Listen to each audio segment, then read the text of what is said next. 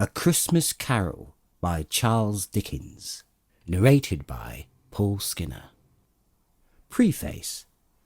I have endeavoured in this ghostly little book to raise the ghost of an idea, which shall not put my readers out of humour with themselves, with each other, with the season, or with me. May it haunt their houses pleasantly, and no one wish to lay it. Their faithful friend and servant, C.D.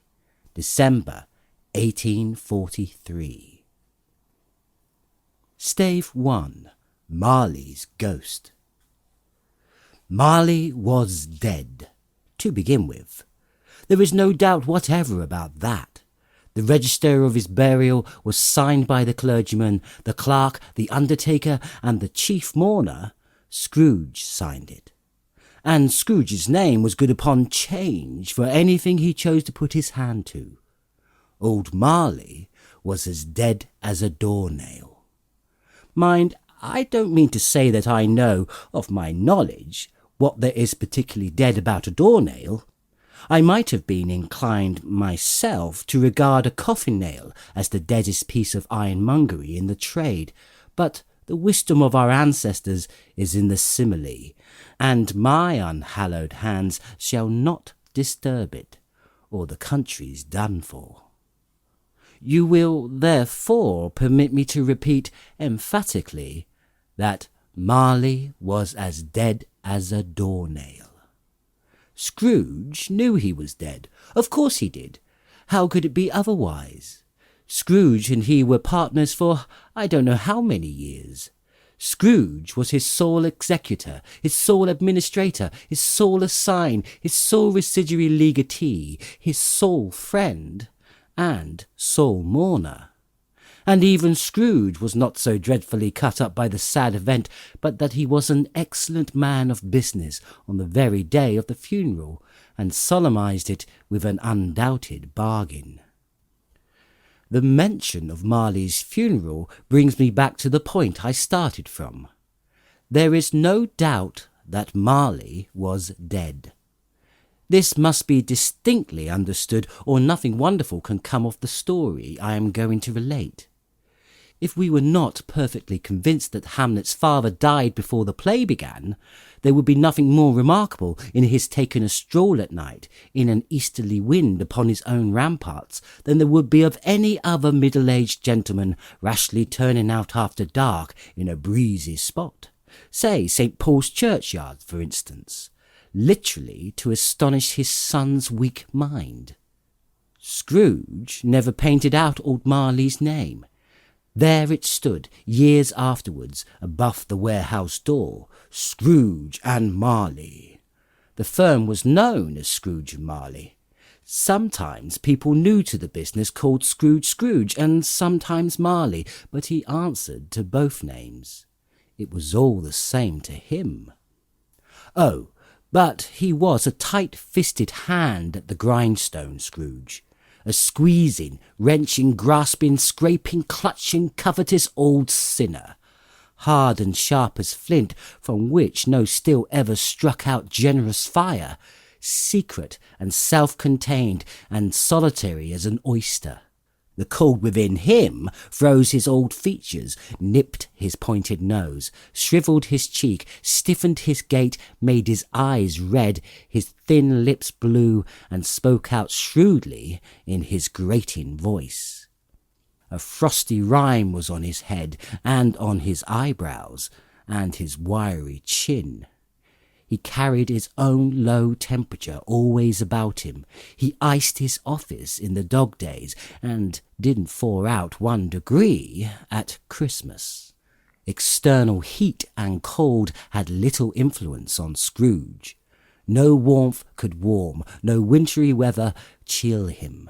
No wind that blew was bitter than he. No falling snow was more intent upon its purpose. No pelting rain less open to entreaty. Foul weather didn't know where to have him. The heaviest rain and snow and hail and sleet could boast the advantage over him in only one respect. They often came down handsomely, and Scrooge never did. Nobody ever stopped him in the street to say, with gladsome looks, "My dear Scrooge, how are you? When will you come and see me?" No beggars implored him to bestow a trifle. No children asked him what it was o'clock. No man or woman ever once in all his life inquired the way to such and such a place of Scrooge. Even the blind man's dog appeared to know him, and when they saw him coming on, would tug their owners into doorways and up courts, and then would wag their tails as though to say, "No eye at all is better than an evil eye, dark master." But what did Scrooge care? It was the very thing he liked, to edge his way along the crowded paths of life, warning all human sympathy to keep its distance, was what the knowing ones call nuts to Scrooge. Once upon a time, of all the good days in the year, on Christmas Eve, old Scrooge sat busy in his counting-house. It was cold, bleak, biting weather, foggy withal, and he could hear the people in the court outside go wheezing up and down, beating their hands upon their breasts and stamping their feet upon the pavement stones to keep warm. The city clocks had only just gone 3, but it was quite dark already. It had not been light all day, and candles were flaring in the windows of the neighbouring offices like ruddy smears upon the pallid brown air.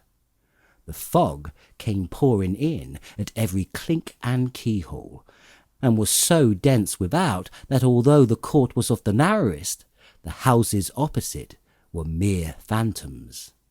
To see the dingy cloud come drooping down, obscuring everything, one might have thought that nature had lived hard by, and was brewing on a large scale.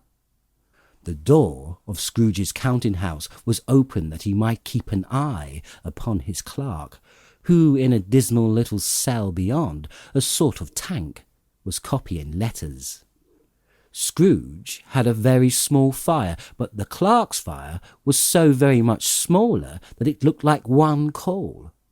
But he couldn't replenish it, for Scrooge kept the coal box in his own room.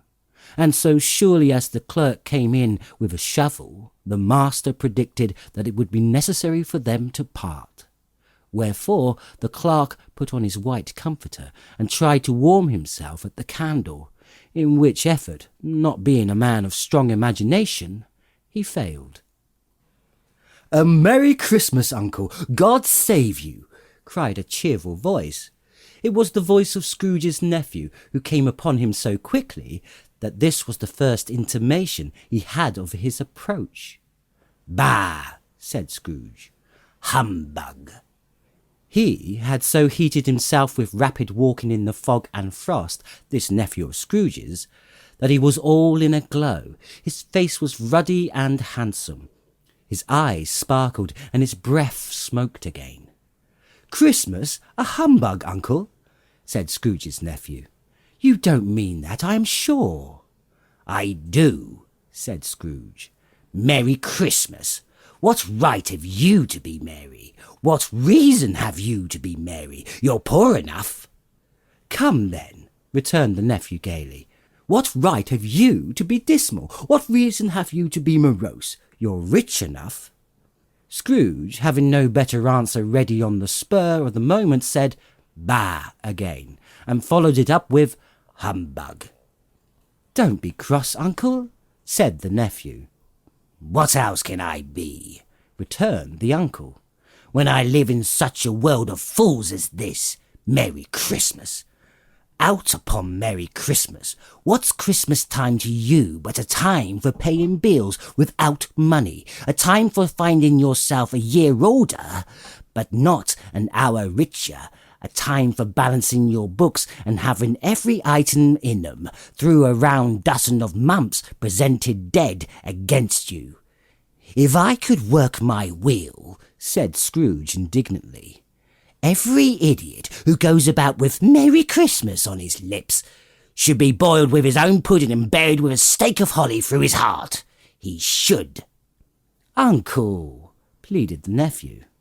"Nephew," returned the uncle sternly, Keep Christmas in your own way, and let me keep it in mine."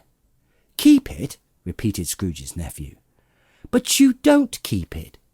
"Let me leave it alone, then," said Scrooge. "Much good it may do you, much good it has ever done you." "There are many things from which I might have derived good, by which I have not profited, I dare say," returned the nephew. "Christmas among the rest, but I am sure I have always thought of Christmas time, when it has come around, apart from the veneration due to its sacred name and origin, if anything belonging to it can be apart from that, as a good time, a kind, forgiving, charitable, pleasant time, the only time I know of in the long calendar of the year when men and women seem by one consent to open their shut-up hearts freely, and to think of people below them as if they were really fellow passengers to the grave, and not another race of creatures bound on other journeys. And therefore, uncle, though it has never put a scrap of gold or silver in my pocket, I believe it has done me good, and will do me good, and I say, God bless it." The clerk in the tank involuntarily applauded, becoming immediately sensible of the impropriety. He poked the fire and extinguished the last frail spark for ever. "Let me hear another sound from you," said Scrooge, "and you'll keep your Christmas by losing your situation. You're quite a powerful speaker, sir," he added, turning to his nephew. "I wonder you don't go into Parliament." "Don't be angry, uncle. Come, dine with us tomorrow." Scrooge said that he would see him. Yes, indeed, he did. He went the whole length of the expression, and said that he would see him in that extremity first. "But why?" cried Scrooge's nephew. "Why?" "Why did you get married?" said Scrooge. "Because I fell in love." "Because you fell in love?"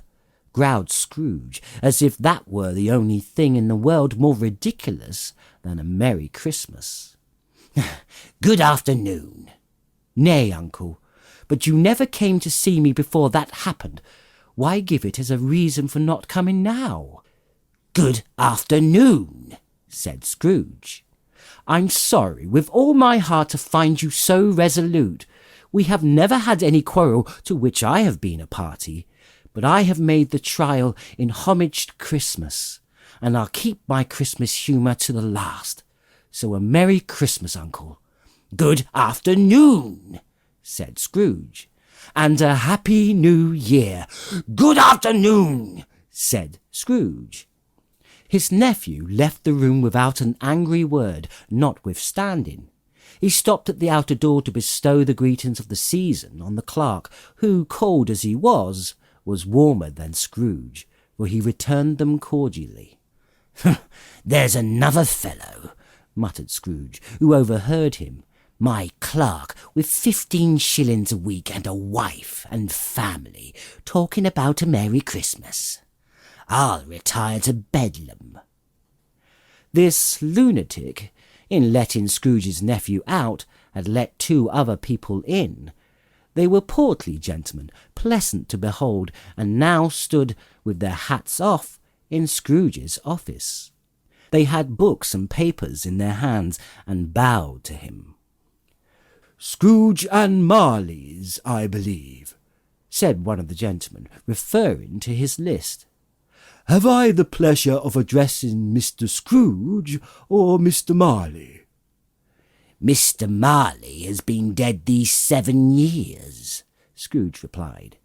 "He died 7 years ago this very night." We have no doubt his liberality is well presented by his surviving partner," said the gentleman, presenting his credentials. It certainly was, for they had been 2 kindred spirits.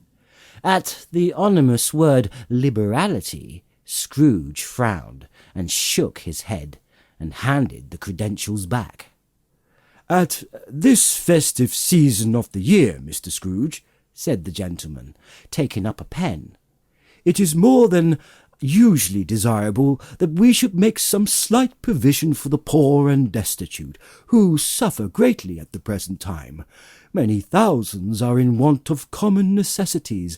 Hundreds of thousands are in want of common comforts, sir." "Are there no prisons?" asked Scrooge. "Plenty of prisons," said the gentleman, laying down the pen again. "And the union workhouses?" demanded Scrooge. "Are they still in operation?" "They are still," returned the gentleman. "I wish I could say they were not." "The treadmill and the poor law are in full vigour, then?" "Both very busy, sir." "I was afraid from what you said at first that something had occurred to stop them in their useful cause. I am very glad to hear it."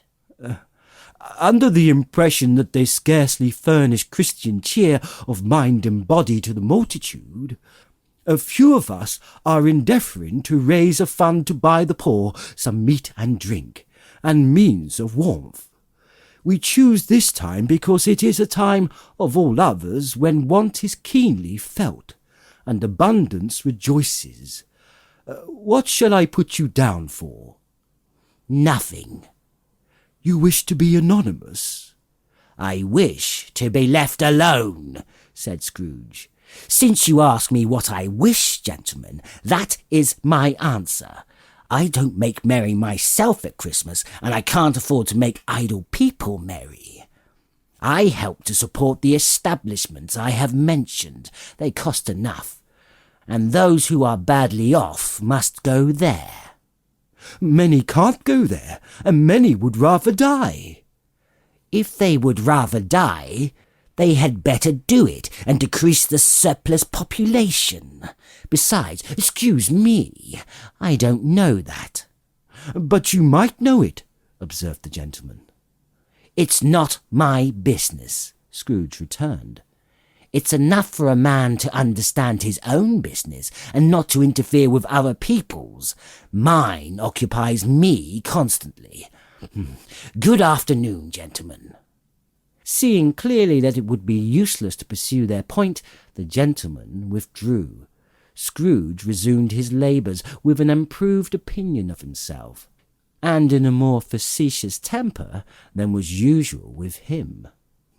Meanwhile, the fog and darkness thickened so that people ran about with flaring links, proffering their services to go before horses in carriages and conduct them on their way. The ancient tower of the church, whose gruff old bell was always peeping slyly down at Scrooge out of a Gothic window in the wall, became invisible, and struck the hours and quarters in the clouds, with tremulous vibrations afterwards, as if its teeth were chattering in its frozen head up there. The cold became intense.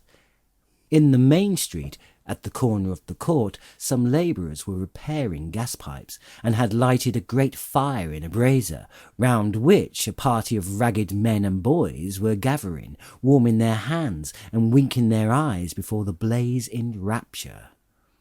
The water plug being left in solitude, its overflowings suddenly congealed and turned to misanthropic ice. The brightness of shops with holly sprigs and berries crackled in the lamp heat of the windows, made pale faces ruddy as they passed. Portiers' and grocers' trades became a splendid joke, a glorious pageant, with which it was next to impossible to believe that such dull principles as bargain and sale had anything to do. The Lord Mayor, in the stronghold of the mighty mansion house, gave orders to his 50 cooks and butlers to keep Christmas as a Lord Mayor's household should, and even the little tailor, who he had fined 5 shillings on the previous Monday for being drunk and bloodthirsty in the streets, stirred up tomorrow's pudding in his garret, while his lean wife and baby sallied out to buy the beef. Foggier yet, and colder, piercing, searching, biting cold. If the good Saint Dunstan had but nipped the evil spirit's nose with a touch of such weather as that, Instead of using his familiar weapons, then indeed he would have roared to lusty purpose. The owner of one scant young nose, gnawed and mumbled by the hungry cold as bones are gnawed by dogs, stooped down at Scrooge's keyhole to regale him with a Christmas carol, but at the first sound of "God bless you, merry gentlemen, may nothing you dismay," Scrooge seized the ruler with such energy of action that the singer fled in terror, leaving the keyhole to the fog and even more congenial frost. At length the hour of shutting up the counting-house arrived. With an ill will, Scrooge dismounted from his stall and tacitly admitted the fact to the expectant clerk in the tank, who instantly snuffed his candle out and put on his hat. "You'll want all day tomorrow, I suppose," said Scrooge. "If quite convenient, sir." "It's not convenient, and it's not fair. If I was to stop half a crown for it, you'd think yourself ill-used, I'll be bound." The clerk smiled faintly. "And yet you don't think me ill-used when I pay a day's wages for no work." The clerk observed that it was only once a year. "A poor excuse for picking a man's pocket every 25th December," said Scrooge, buttoning his great coat to the chin. "But I suppose you must have the whole day. Be here all the earlier next morning."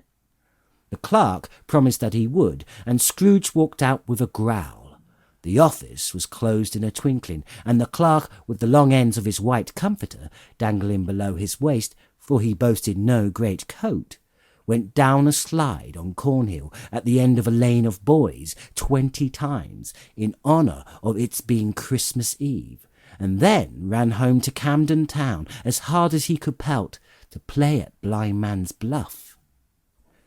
Scrooge took his melancholy dinner in his usual melancholy tavern, and having read all the newspapers and beguiled the rest of the evening with his banker's book, went home to bed.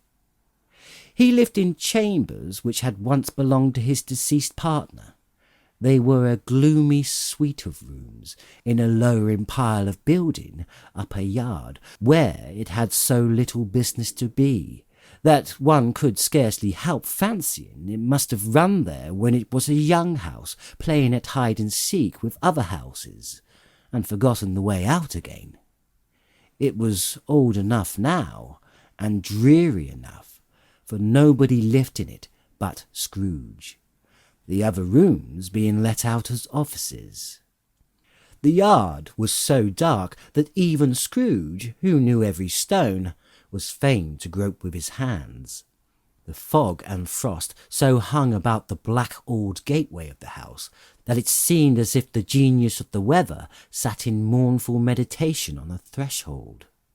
Now, it is a fact that there was nothing at all peculiar about the knocker on the door, except that it was very large. It is also a fact that Scrooge had seen it night and morning during his whole residence in that place.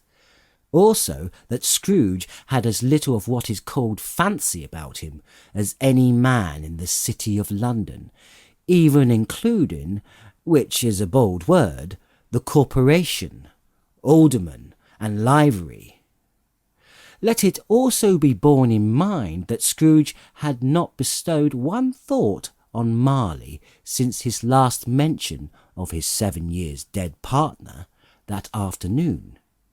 And then let any man explain to me, if he can, how it happened that Scrooge, having his key in the lock of the door, saw in the knocker, without it undergoing any immediate process of change, not a knocker, but Marley's face. Marley's face. It was not in impenetrable shadow as the other objects in the yard were, but had a dismal light about it, like a bad lobster in a dark cellar. It was not angry or ferocious, but looked at Scrooge as Marley used to look.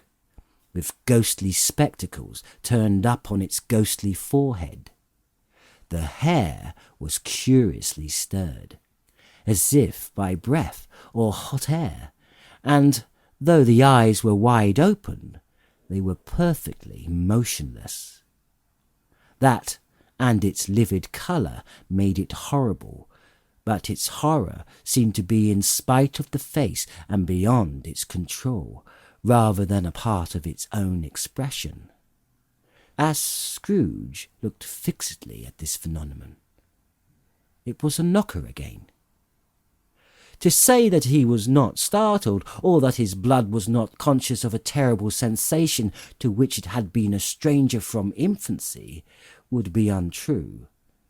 But he put his hand upon the key he had relinquished, turned it sturdily, walked in, and lighted his candle. He did pause with a moment's resolution before he shut the door, and he did look cautiously behind it first, as if he half expected to be terrified by the sight of Marley's pigtail sticking out into the hole. But there was nothing on the back of the door except the screws and nuts that held the knocker on, and so he said, "Pooh, pooh," and then closed it with a bang. The sound resounded through the house like thunder. Every room above and every cask in the wine merchant's cellar below appeared to have a separate peal of echoes of its own. Scrooge was not a man to be frightened by echoes. He fastened the door, walked across the hall and up the stairs, slowly too, trimming his candle as he went. You may talk vaguely about driving a coach and six up a good old flight of stairs, or through a bad young Act of Parliament, but I mean to say you might have got a hearse up that staircase, and taken it broadwise, and with the splinter bar towards the wall, and the door towards the balustrades, and done it easy. There was plenty of width for that, and room to spare, which is perhaps the reason why Scrooge thought he saw a locomotive hearse going on before him in the gloom. Half a dozen gas lamps out of the street wouldn't have lighted that entry too well, so you may suppose it was pretty dark with Scrooge's dip. Up Scrooge went, not caring a button for that. Darkness is cheap, and Scrooge liked it. But before he shut his heavy door, he walked through all his rooms to see that all was right. He had just enough recollection of the face to desire to do that. Sitting room, bedroom, lumber room, all as they should be. Nobody under the table, nobody under the sofa, a small fire in the grate, spoon and basin ready, a little saucepan of gruel. Scrooge had a cold in his head. Upon the hob, nobody under the bed, nobody in the closet, nobody in his dressing gown, which was hanging up in a suspicious attitude against the wall. Lumber room as usual, all fireguard, old shoes, 2 fish baskets, washing stand on 3 legs, and a poker. Quite satisfied, he closed his door and locked himself in, double-locked himself in, which was not his custom. Thus secured against surprise, he took off his cravat, put on his dressing gown and slippers and his nightcap, and sat down before the fire to take his gruel. It was a very low fire indeed, nothing on such a bitter night. He was obliged to sit close to it and brood over it before he could extract the least sensation of warmth from such a handful of fuel. The fireplace was an old one, built by some Dutch merchant long ago, and paved all round with quaint Dutch tiles designed to illustrate the scriptures. There were Cains and Abels, Pharaoh's daughters, queens of Sheba, angelic messengers descending through the air on clouds like featherbeds, Abrahams, apostles putting off to sea in butter-boats, hundreds of figures to attract his thoughts, and yet that face of Marley, 7 years dead, came like the ancient prophet's rod and swallowed up the whole. If each smooth tile had been a blank at first, with power to shape some picture on its surface from the disjointed fragments of his thoughts, there would have been a copy of old Marley's head on every one. Humbug, said Scrooge, and walked across the room. After several turns, he sat down again, and threw his head back in the chair. His glance happened to rest upon a bell, a disused bell, that hung in the room, and communicated for some purpose now forgotten with a chamber in the highest story of the building.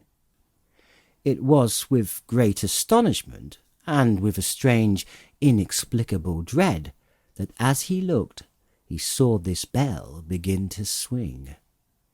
It swung so softly in the onset that it scarcely made a sound, but soon it rang out loudly, and so did every bell in the house. This might have lasted half a minute or a minute, but it seemed an hour. The bells ceased as they had begun, together. They were succeeded by a clanking noise deep down below, as if some person were dragging a heavy chain over the casks in the wine merchant's cellar. Scrooge then remembered to have heard that ghosts in haunted houses were described as dragging chains. The cellar door flew open with a booming sound, and then he heard the noise much louder on the floors below, then coming up the stairs, then coming straight towards the door. It's humbug still, said Scrooge. I don't believe it.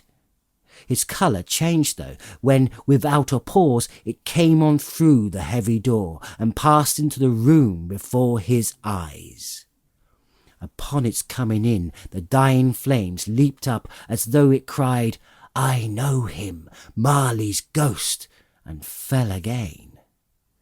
The same face, the very same, Marley in his pigtail, usual waistcoat, tights and boots, and tassels on the latter bristling like his pigtail, and his coat skirts, and the hair upon his head. The chain he drew was clasped about his middle. It was long and wound about him like a tail, and it was made, for Scrooge observed it closely, of cash-boxes, keys, padlocks, ledgers, deeds, and heavy purses wrought in steel. His body was transparent, so that Scrooge, observing him and looking through his waistcoat, could see the 2 buttons on his coat behind. Scrooge had often heard it said that Marley had no bowels, but he had never believed it until now.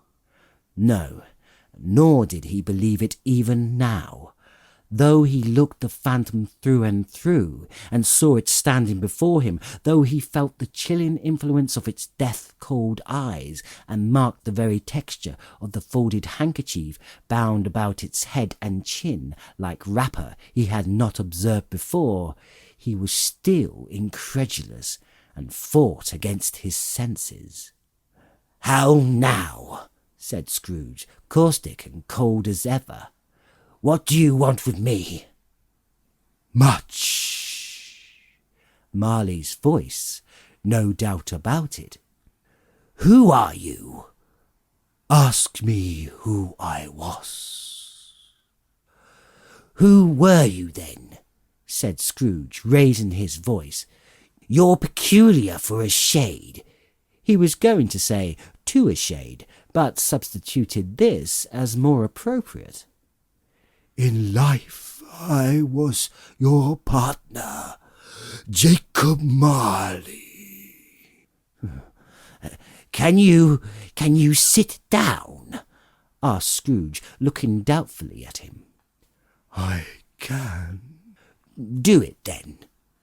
Scrooge asked the question because he didn't know whether a ghost so transparent might find himself in a condition to take a chair, and felt that in the event of it being impossible, it might involve the necessity of an embarrassing explanation.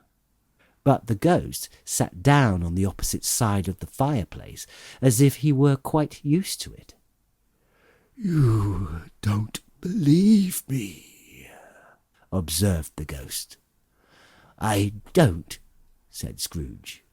What evidence would you have of my reality beyond that of your senses? I don't know, said Scrooge. Why do you doubt your senses? Because a little thing affects them. A slight disorder of the stomach makes them cheats. You may be an undigested bit of beef, a blot of mustard, a crumb of cheese, a fragment of an underdone potato. There's more of gravy than of grave about you, whatever you are. Scrooge was not much in the habit of cracking jokes, nor did he feel in his heart by any means waggish then.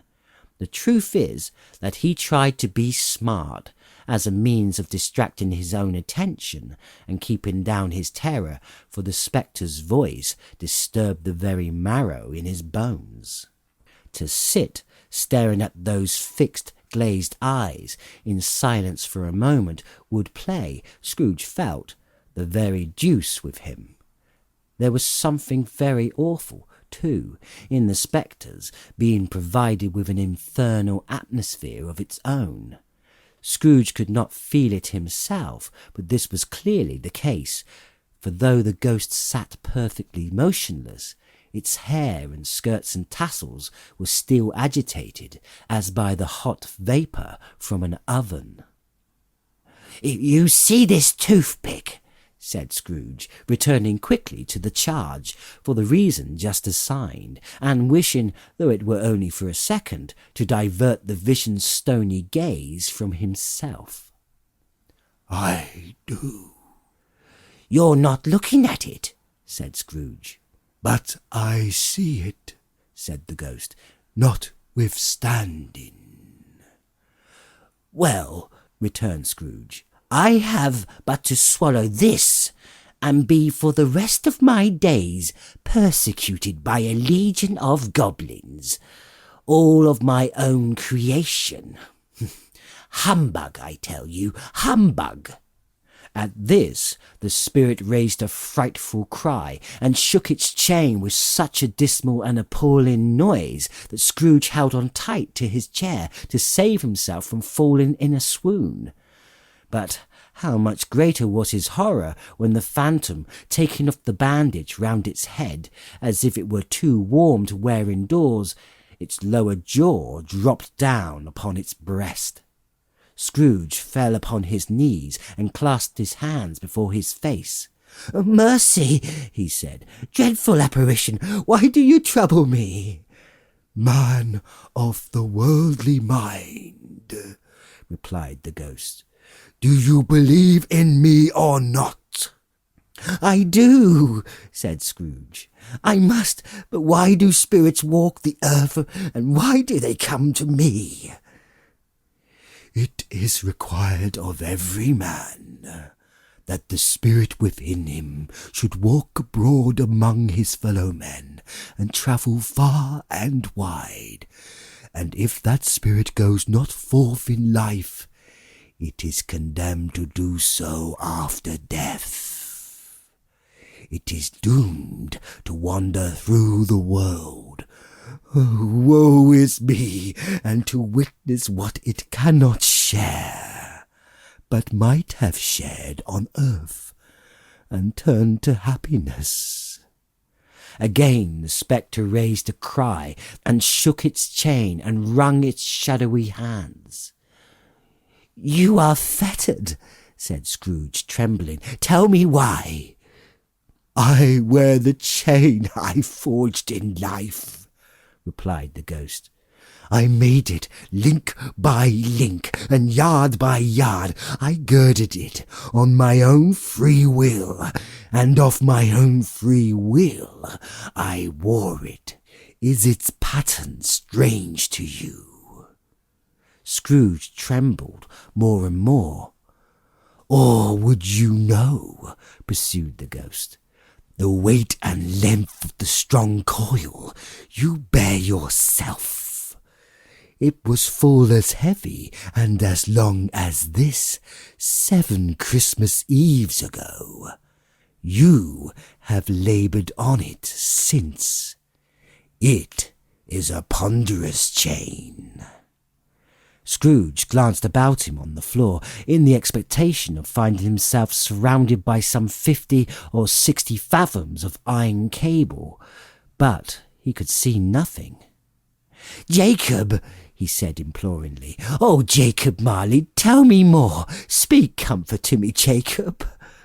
"I have none to give," the ghost replied. "It comes from other regions, Ebenezer Scrooge, and is conveyed by other ministers to other kinds of men. Nor can I tell you what I would. A very little more is all permitted to me. I cannot rest. I cannot stay. I cannot linger anywhere. My spirit never walked beyond our counting house. Mark me. In life, my spirit never roved beyond the narrow limits of our money-changing hall. And weary journeys lie before me." It was a habit with Scrooge, whenever he became thoughtful, to put his hand in his breeches pockets.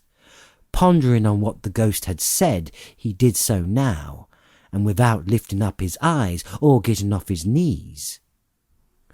"You must have been very slow about it, Jacob," Scrooge observed in such a business-like manner, though with humility and difference. "Slow?" 7 years dead," mused Scrooge, "and travelling all the time." "The whole time," said the ghost.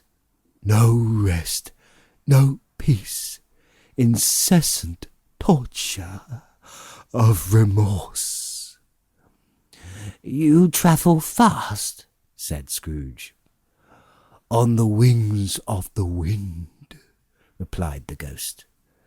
"You might have got over a great quantity of ground in 7 years." The ghost, on hearing this, set up another cry, and clanked its chain so hideously in the dead silence of the night that the ward would have been justified in indicting it for a nuisance. "O captive bound and double ironed," cried the phantom, "not to know that the ages of incessant labour by immortal creatures for this earth must pass into eternity before the good of which it is susceptible is all developed. Not to know that any Christian spirit working kindly in its little sphere, wherever it may be, will find its mortal life too short for its vast means of usefulness. Not to know that no space of regret can make amends for one life's opportunity misused, such as it was. Yet such was I. Oh, such was I." "But you were always a good man of business, Jacob," faltered Scrooge, who now began to apply this to himself. "Business!" cried the ghost, wringing its hands again. "Mankind was my business. The common welfare was my business. Charity, mercy, forbearance, and benevolence were all my business. The dealings of my trades were but a drop of water in the comprehensive ocean of my business." It held up its chain at arm's length, as if that were the cause of all the unveiling grief, and flung it heavily upon the ground again. "At this time of the rolling year, I suffer most.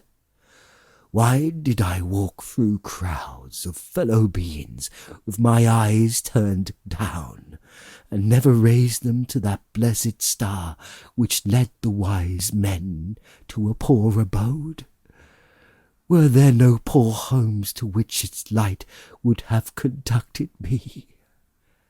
Scrooge was very much dismayed to hear the spectre going on at this rate, and began to quake exceedingly. "Hear me," cried the ghost. "My time is nearly gone." "I will," said Scrooge. "But don't be hard upon me. Don't be flowery, Jacob. Pray." "How it is that I appear before you in a shape that you can see, I may not tell. I have sat invisible beside you many and many a day." It was not an agreeable idea. Scrooge shivered and wiped the perspiration from his brow. "That is no light part of my penance," pursued the ghost. "I am here tonight to warn you that you have yet a chance and hope of escaping my fate, a chance and hope of procuring Ebenezer." "You were always a good friend to me," said Scrooge. "Thank ye." "You will be haunted," resumed the ghost, "by 3 spirits." Scrooge's countenance fell almost as low as the ghost's had done. "Is that the chance and hope you mentioned, Jacob?" he demanded in a faltering voice. "It is." "I think I would rather not," said Scrooge. "Without their visits, you cannot hope to shun the path I tread. Expect the first tomorrow, when the bell tolls 1. "Couldn't I take them all at once and have it over with, Jacob?" hinted Scrooge. "Expect the second on the next night at the same hour, the third upon the next night when the last stroke of 12 has ceased to vibrate. Look to see me no more, and look that, for your own sake, you remember what has passed between us." When it had said these words, the spectre took its wrapper from the table and bound it round its head as before. Scrooge knew this by the smart sound its teeth made, when the jaws were brought together by the bandage. He ventured to raise his eyes again, and found his supernatural visitor confronting him in an erect attitude with its chain round over and about its arm. The apparition walked backward from him, and at every step it took, the window raised itself a little, so that when the spectre reached it, it was wide open. It beckoned Scrooge to approach, which he did. When they were within 2 paces of each other, Marley's ghost held up its hand, warning him to come no nearer.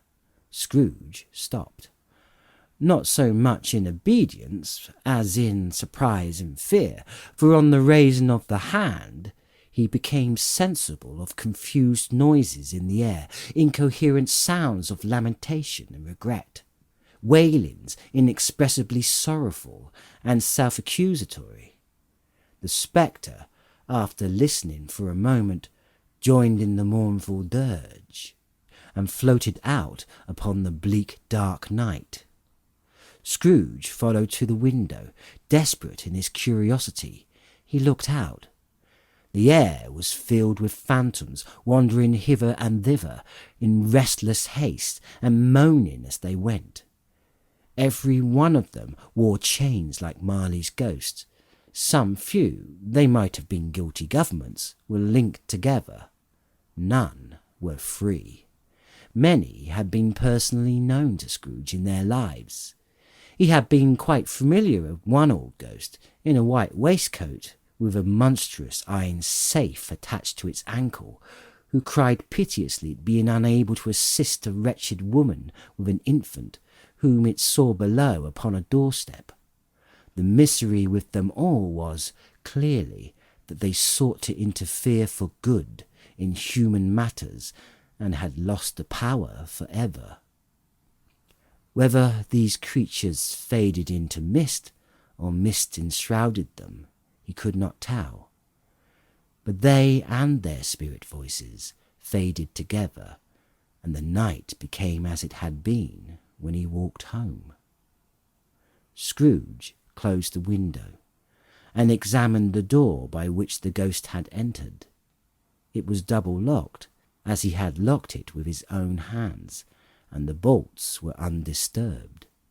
He tried to say humbug, but stopped at the first syllable, and being, from the emotion he had undergone, or the other fatigues of the day, or the glimpse of the invisible world, or the dull conversation of the ghost, or the lateness of the hour, much in need of repose, went straight to bed without undressing, and fell asleep upon the instant. Stave 2. The first of 3 spirits. When Scrooge awoke, it was so dark that looking out of bed he could scarcely distinguish the transparent window from the opaque walls of his chamber. He was endeavouring to pierce the darkness with his ferret eyes when the chimes of a neighbouring church struck the 4 quarters, so he listened for the hour. To his great astonishment, the heavy bell went on from 6 to 7, and from 7 to 8, and regularly up to 12. Then stopped. 12. It was past 2 when he went to bed. The clock was wrong. An icicle must have got into the works. 12. He touched the spring of his repeater to correct this most preposterous clock. Its rapid little pulse beat 12 and stopped.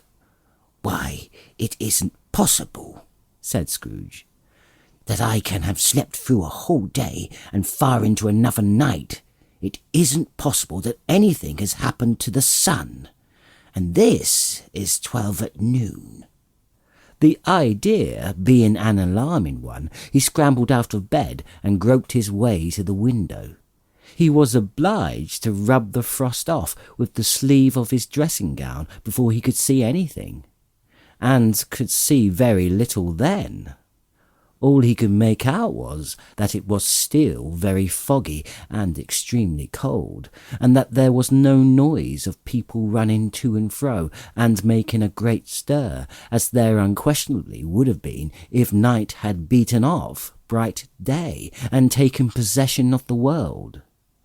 This was a great relief, because 3 days after sight of this first of exchange paid to Mr. Ebenezer Scrooge, or his order, and so forth, would have become a mere United States security if there were no days to count by. Scrooge went to bed again, and thought it over and over, and could make nothing of it. The more he thought, the more perplexed he was. The more he endeavoured not to think, the more he thought. Marley's ghost bothered him exceedingly. Every time he resolved within himself, after mature inquiry, that it was all a dream, his mind flew back again, like a strong spring released, to its first position, and presented the same problem to be worked all through. Was it a dream or not? Scrooge lay in a state until the chime had gone 3 quarters more, when he remembered on a sudden that the ghost had warned him of a visitation when the bell tolled 1. He resolved to lie awake until the hour was past, and considering that he could no more go to sleep than go to heaven, this was perhaps the wisest resolution in his power. The quarter was so long that he was more than once convinced he must have sunk into a doze unconsciously and missed the clock. At length it broke upon his listening ear. Ding, dong. "A quarter past," said Scrooge, counting. Ding, dong. "Half past." Ding, dong. "A quarter to it." Ding, dong. "The hour itself," said Scrooge triumphantly, "and nothing else." He spoke before the hour bell sounded, which it now did with a deep, dull, hollow, melancholy 1. Light flashed up in the room upon the instant, and the curtains of the bed were drawn. The curtains of his bed were drawn aside, I tell you, by a hand. Not the curtains at his feet, nor the curtains at his back, but those to which his face was addressed. The curtains of his bed were drawn aside, and Scrooge, starting up into a half-cumbrant attitude, found himself face to face with the unearthly visitor who drew them. As close to it as I am now to you, and I am standing in the spirit at your elbow. It was a strange figure, like a child, yet not so like a child as like an old man, viewed through some supernatural medium, which gave him the appearance of having receded from the view and being diminished to a child's proportions. Its hair, which hung about its neck and down its back, was white as if with age, and yet the face had not a wrinkle in it, and the tenderest bloom was on the skin. The arms were very long and muscular, the hands the same, as if its hold were of uncommon strength. Its legs and feet, most delicately formed, were, like those upper members, bare. It wore a tunic of the purest white, and round its waist was bound a lustrous belt, the sheen of which was beautiful. It held a branch of fresh green holly in its hand, and, in singular contradiction of that wintry emblem, had its dress trimmed with summer flowers. But the strangest thing about it was that from the crown of its head there sprung a bright clear jet of light, by which all this was visible, and which was doubtless the occasion of its using, in its duller moments, a great extinguisher for a cap which it now held under its arm. Even this, though, when Scrooge looked at it with increasing steadiness, was not its strangest quality, for as its belt sparkled and glittered, now in one part and now in another, and what was light one instant at another time was dark, so the figure itself fluctuated in its distinctness, being now a thing with one arm, now with one leg, now with 20 legs, now with a pair of legs without a head, now a head without a body, of which dissolving parts no outline would be visible in the dense gloom wherein they melted away. And in the very wonder of this, it would be itself again, distinct and clear as ever. "Are you the spirit, sir, whose coming was foretold to me?" asked Scrooge. I am. The voice was soft and gentle, singularly low, as if instead of being so close beside him, it were at a distance. "Who and what are you?" Scrooge demanded. I am the ghost of Christmas past. "Long past?" inquired Scrooge, observant of its dwarfish stature. No, your past. Perhaps Scrooge could not have told anybody why, if anybody could have asked him, but he had a special desire to see the spirit in his cap, and begged him to be covered. "What?" exclaimed the ghost. "Would you so soon put out with worldly hands the light I give?" Is it not enough that you are one of those whose passions made this cap, and force me through whole trains of years to wear it low upon my brow? Scrooge reverently disclaimed all intention to offend or any knowledge of having wilfully bonneted the spirit at any period of his life. He then made bold to inquire what business brought him there. "Your welfare," said the ghost. Scrooge expressed himself much obliged, but could not help thinking that a night of unbroken rest would have been more conducive to that end. The spirit must have heard him thinking, for it said immediately, "Your reclamation, then. Take heed." It put out its strong hand as it spoke, and clasped him gently by the arm. "Rise and walk with me." It would have been in vain for Scrooge to plead that the weather and the hour were not adapted to pedestrian purposes, that bed was warm, and that the thermometer a long way down below freezing, that he was clad but lightly in his slippers, dressing-gown, and nightcap, and that he had a cold upon him at the time.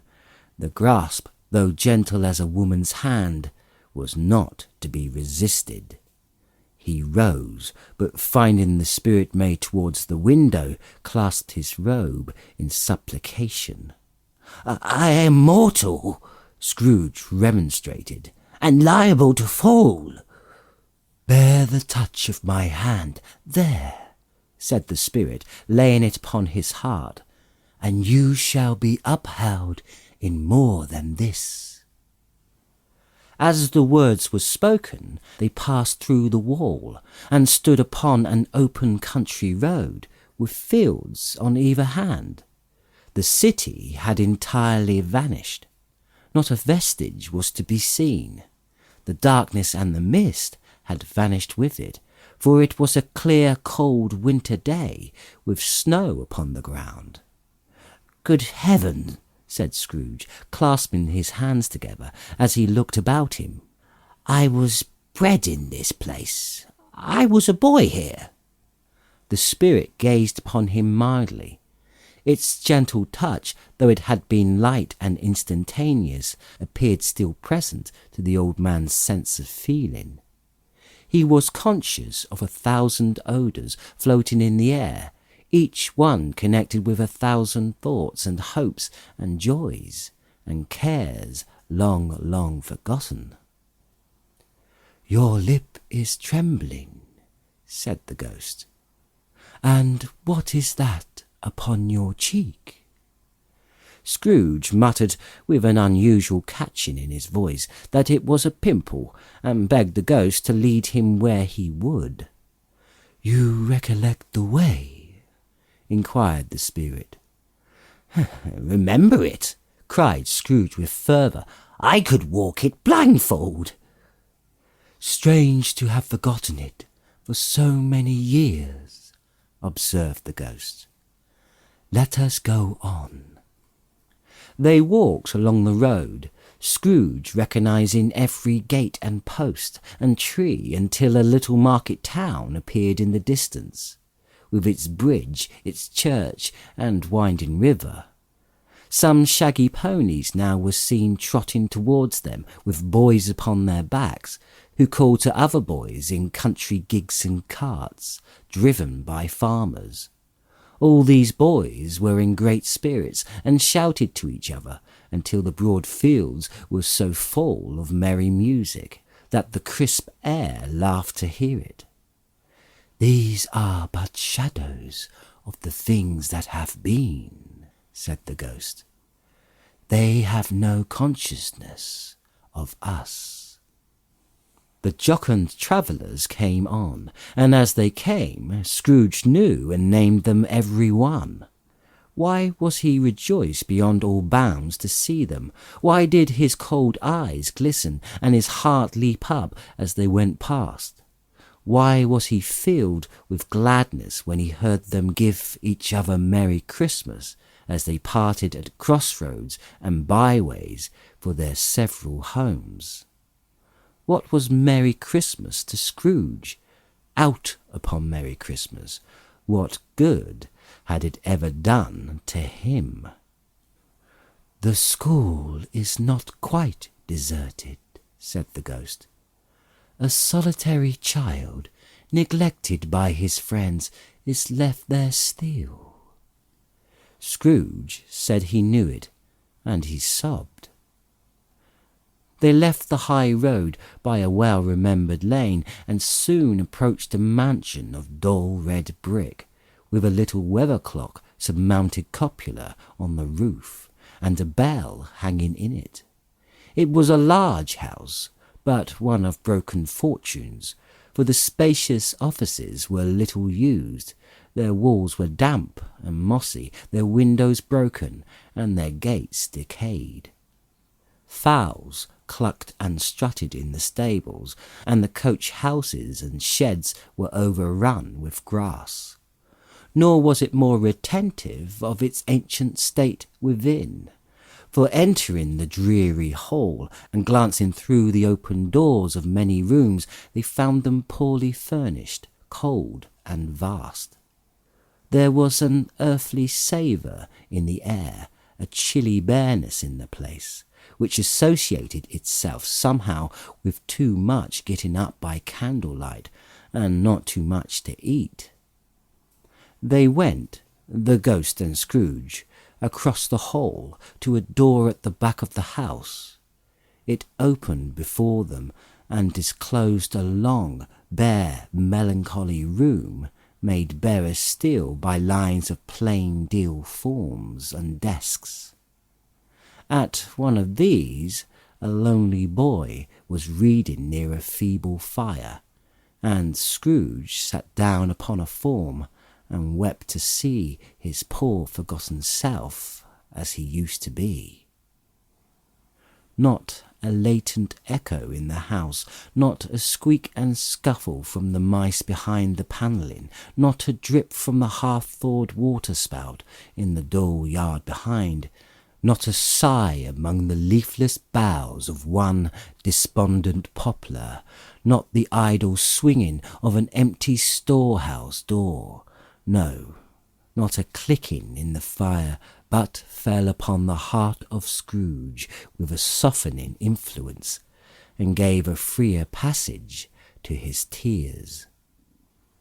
The spirit touched him on the arm, and pointed to his younger self, intent upon his reading. Suddenly a man, in foreign garments, wonderfully real and distinct to look at, stood outside the window with an axe stuck to his belt, and leading by the bridle an ass laden with wood. "Why, it's Ali Baba!" Scrooge exclaimed in ecstasy. "It's dear old honest Ali Baba. Yes, I know. One Christmas time, when yonder solitary child was left here all alone, he did come, for the first time, just like that. Poor boy. And Valentine," said Scrooge, "and his wild brother, Orson, there they go, and what's his name, who was put down in his drawers, asleep at the gate of Damascus. Don't you see him? And the Sultan's groom turned upside down by the genie. There he is upon his head. Serve him right. I'm glad of it. What business had he to be married to the princess?" To hear Scrooge expanding in all the earnestness of his nature on such subjects, in a most extraordinary voice between laughing and crying, and to see his heightened and excited face, would have been a surprise to his business friends in the city indeed. "There's the parrot," cried Scrooge. "Green body and yellow tail, with a thing like a lettuce growing out of the top of its head. There he is. Poor Robin Crusoe, he called him, when he came home again after sailing round the island. Poor Robin Crusoe. Where have you been, Robin Crusoe? The man thought he was dreaming, but he wasn't. It was the parrot, you know. There goes Friday, running for his life to the little creek. Halloa hoop, halloo! Then, with a rapidity of transition very foreign to his usual character, he said in pity for his former self, "Poor boy," and cried again. "I wish," Scrooge muttered, putting his hand in his pocket and looking about him after drying his eyes with his cuff, "but it's too late now." "What is the matter?" asked the spirit. "Nothing," said Scrooge. "Nothing. There was a boy singing a Christmas carol at my door last night. I should have liked to have given him something, that's all." The ghost smiled thoughtfully and waved its hand, saying as it did so, "Let us see another Christmas." Scrooge's former self grew larger at the words, and the room became a little darker and more dirty. The panels shrunk, the windows cracked, fragments of plaster fell out of the ceiling, and the naked laths were shown instead. But how all this was brought about, Scrooge knew no more than you do. He only knew that it was quite correct, that everything had happened so, that there he was, alone again, when all the other boys had gone home for the jolly holidays. He was not reading now, but walking up and down despairingly. Scrooge looked at the ghost, and with a mournful shaking of his head, glanced anxiously towards the door.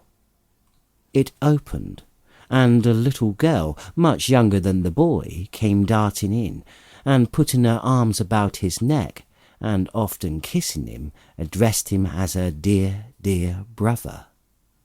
"I have come to bring you home, dear brother," said the child, clapping her tiny hands and bending down to laugh. "To bring you home, home, home!" "Home, little Fan?" returned the boy. "Yes," said the child, brimful of glee. "Home, and good and all, home for ever and ever.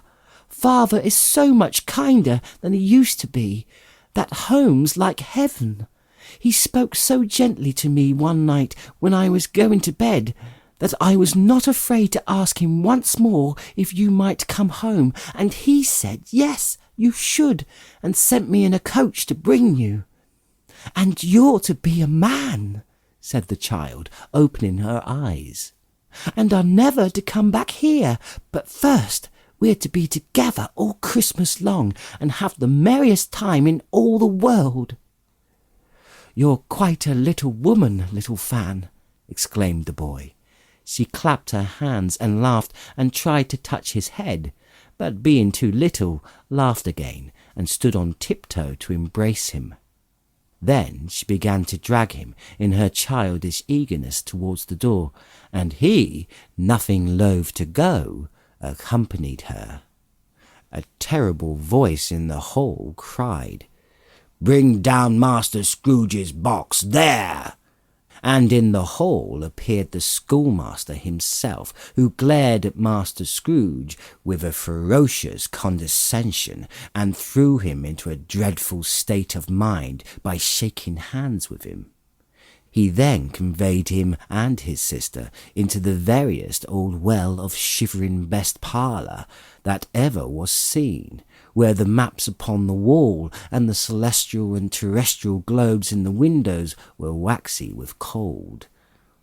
Here he produced a decanter of curiously light wine and a block of curiously heavy cake, and administered instalments of those dainties to the young people, at the same time sending out a meagre servant to offer a glass of something to the post-boy, who answered that he thanked the gentleman, but if it was the same tap he had tasted before, he had rather not.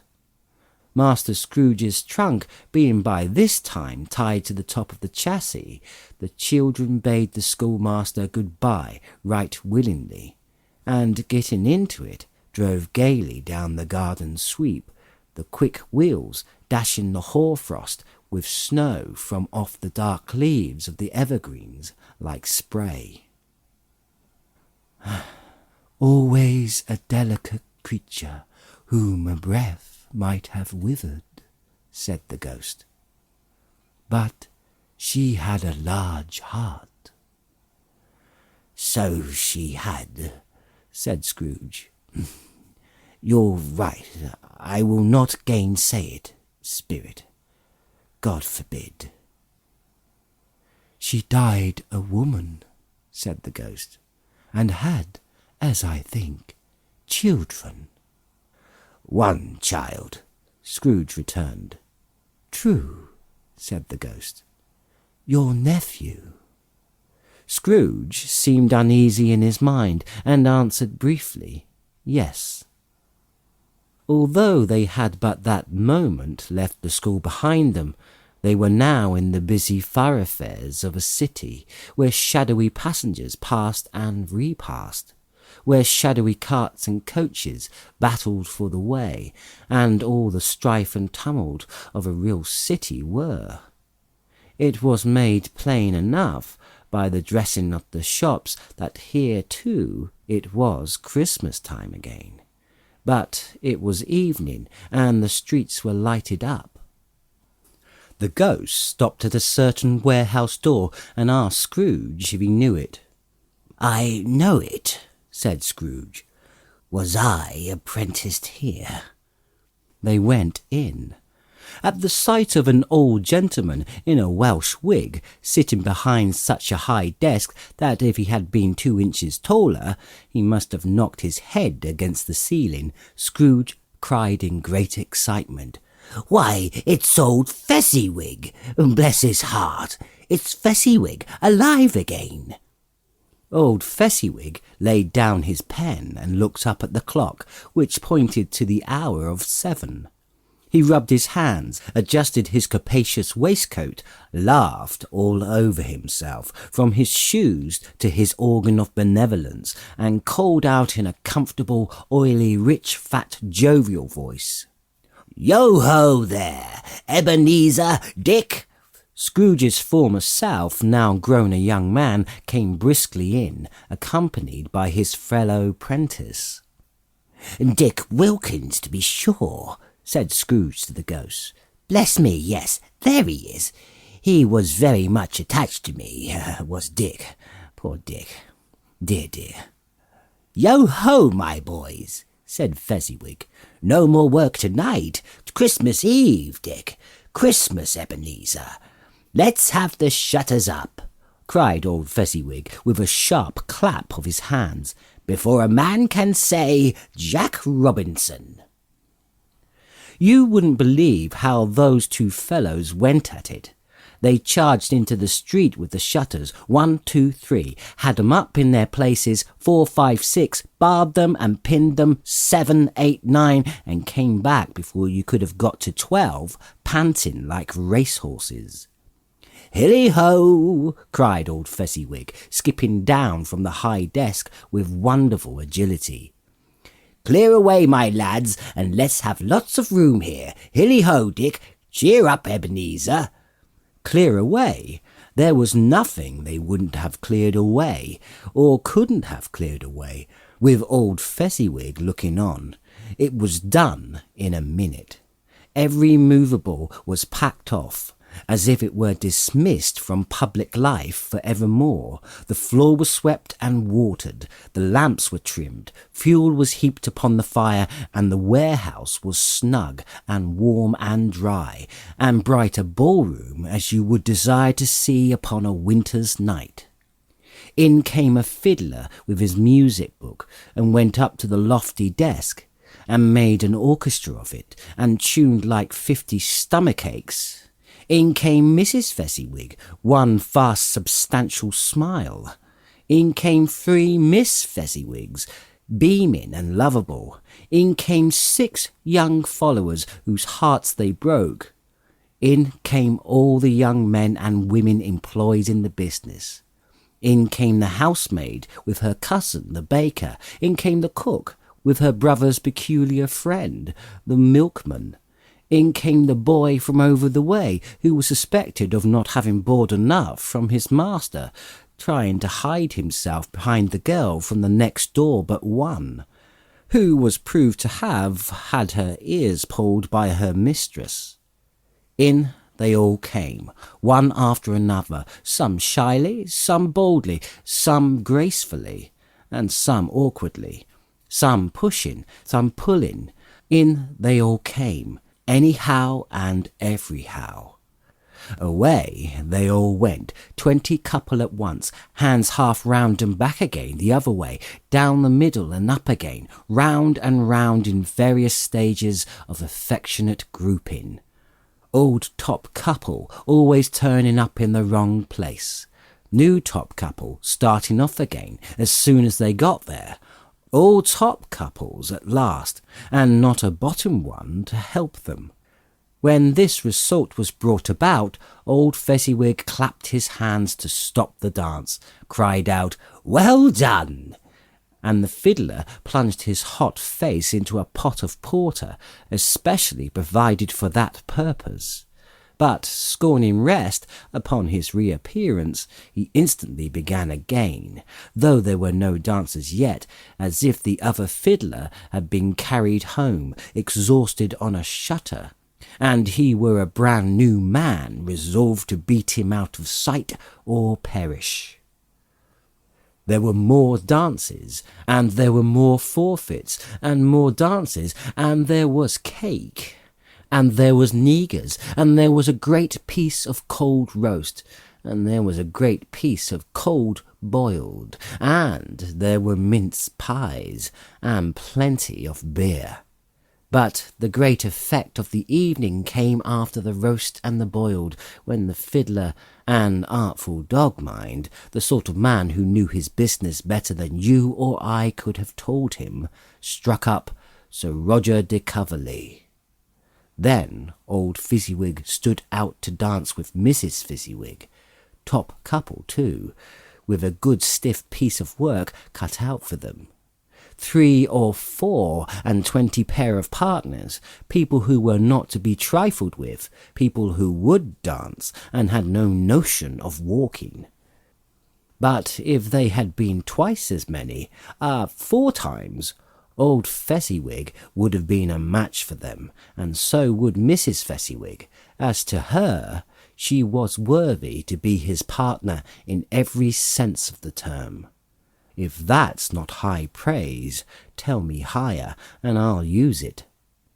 A positive light appeared to issue from Fezziwig's calves.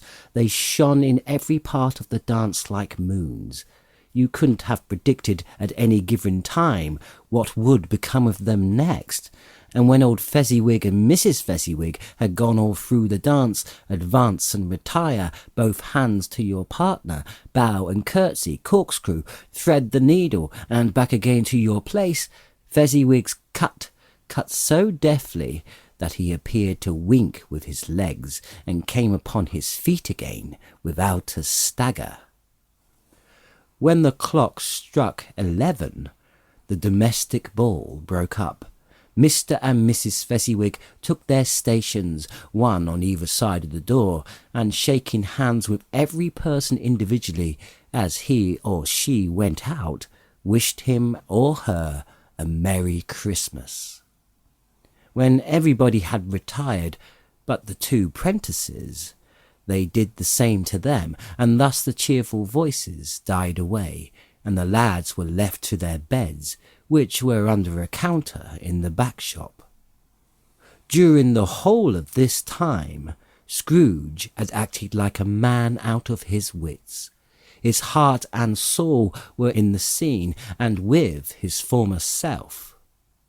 He corroborated everything, remembered everything, enjoyed everything, and underwent the strangest agitation. It was not until now, when the bright faces of his former self and Dick were turned from them, that he remembered the ghost, and became conscious it was looking full upon him, while the light upon its head burnt very clear. "A small matter," said the ghost. to make these silly folk so full of gratitude." "Small," echoed Scrooge. The spirit signed to him to listen to the two prentices, who were pouring out their hearts in praise of Fezziwig, and when he had done so, said, "Why is it not? He has spent but a few pounds of your mortal money, 3 or 4 perhaps. Is that so much that he deserves this praise?" "It isn't that," said Scrooge, heated by the remark, and speaking unconsciously like his former, not his latter self. "It isn't that, Spirit. He has the power to render us happy or unhappy, to make our service light or burdensome, a pleasure or a toil. Say that his power lies in words and looks, in things so slight and insignificant that it is impossible to add and count 'em up. What then? The happiness he gives is quite as great as if it cost a fortune." He felt the spirit's glance and stopped. "What is the matter?" asked the ghost. "Nothing peculiar," said Scrooge. "Something, I think," the ghost insisted. "No, I should like to be able to say a word or two to my clerk just now, that's all." His former self turned down the lamps as he gave utterance to the wish, and Scrooge and the ghost again stood side by side in the open air. "My time grows short," observed the spirit. "Quick." This was not addressed to Scrooge, or to anyone whom he could see, but it produced an immediate effect. For again Scrooge saw himself. He was older now, a man in the prime of life. His face had not the harsh and rigid lines of later years, but it had begun to wear the signs of care and avarice. There was an eager, greedy, restless motion in the eye, which showed the passion that had taken root, and where the shadow of the growing tree would fall. He was not alone, but sat by the side of a fair young girl in a mourning dress, in whose eyes were tears, which sparkled in the light that shone out of the ghost of Christmas past.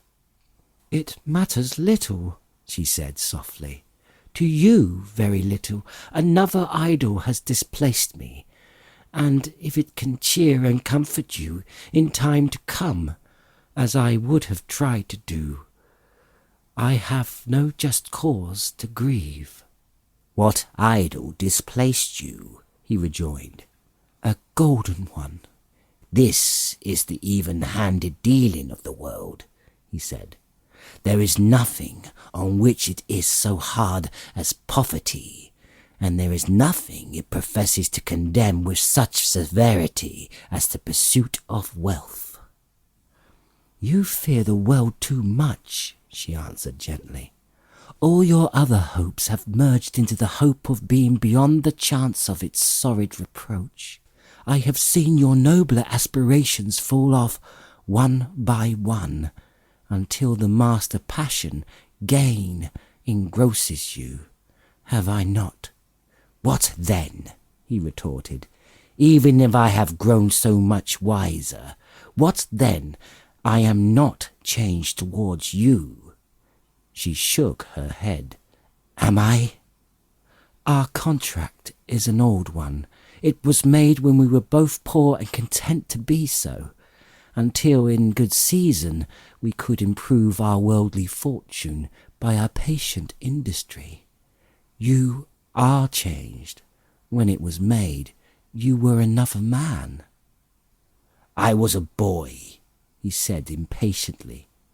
"Your own feeling tells you you were not what you are," she returned. "I am. That which promised happiness when we were one in the heart is fraught with misery now that we are two. How often and how keenly I have thought of this, I will not say.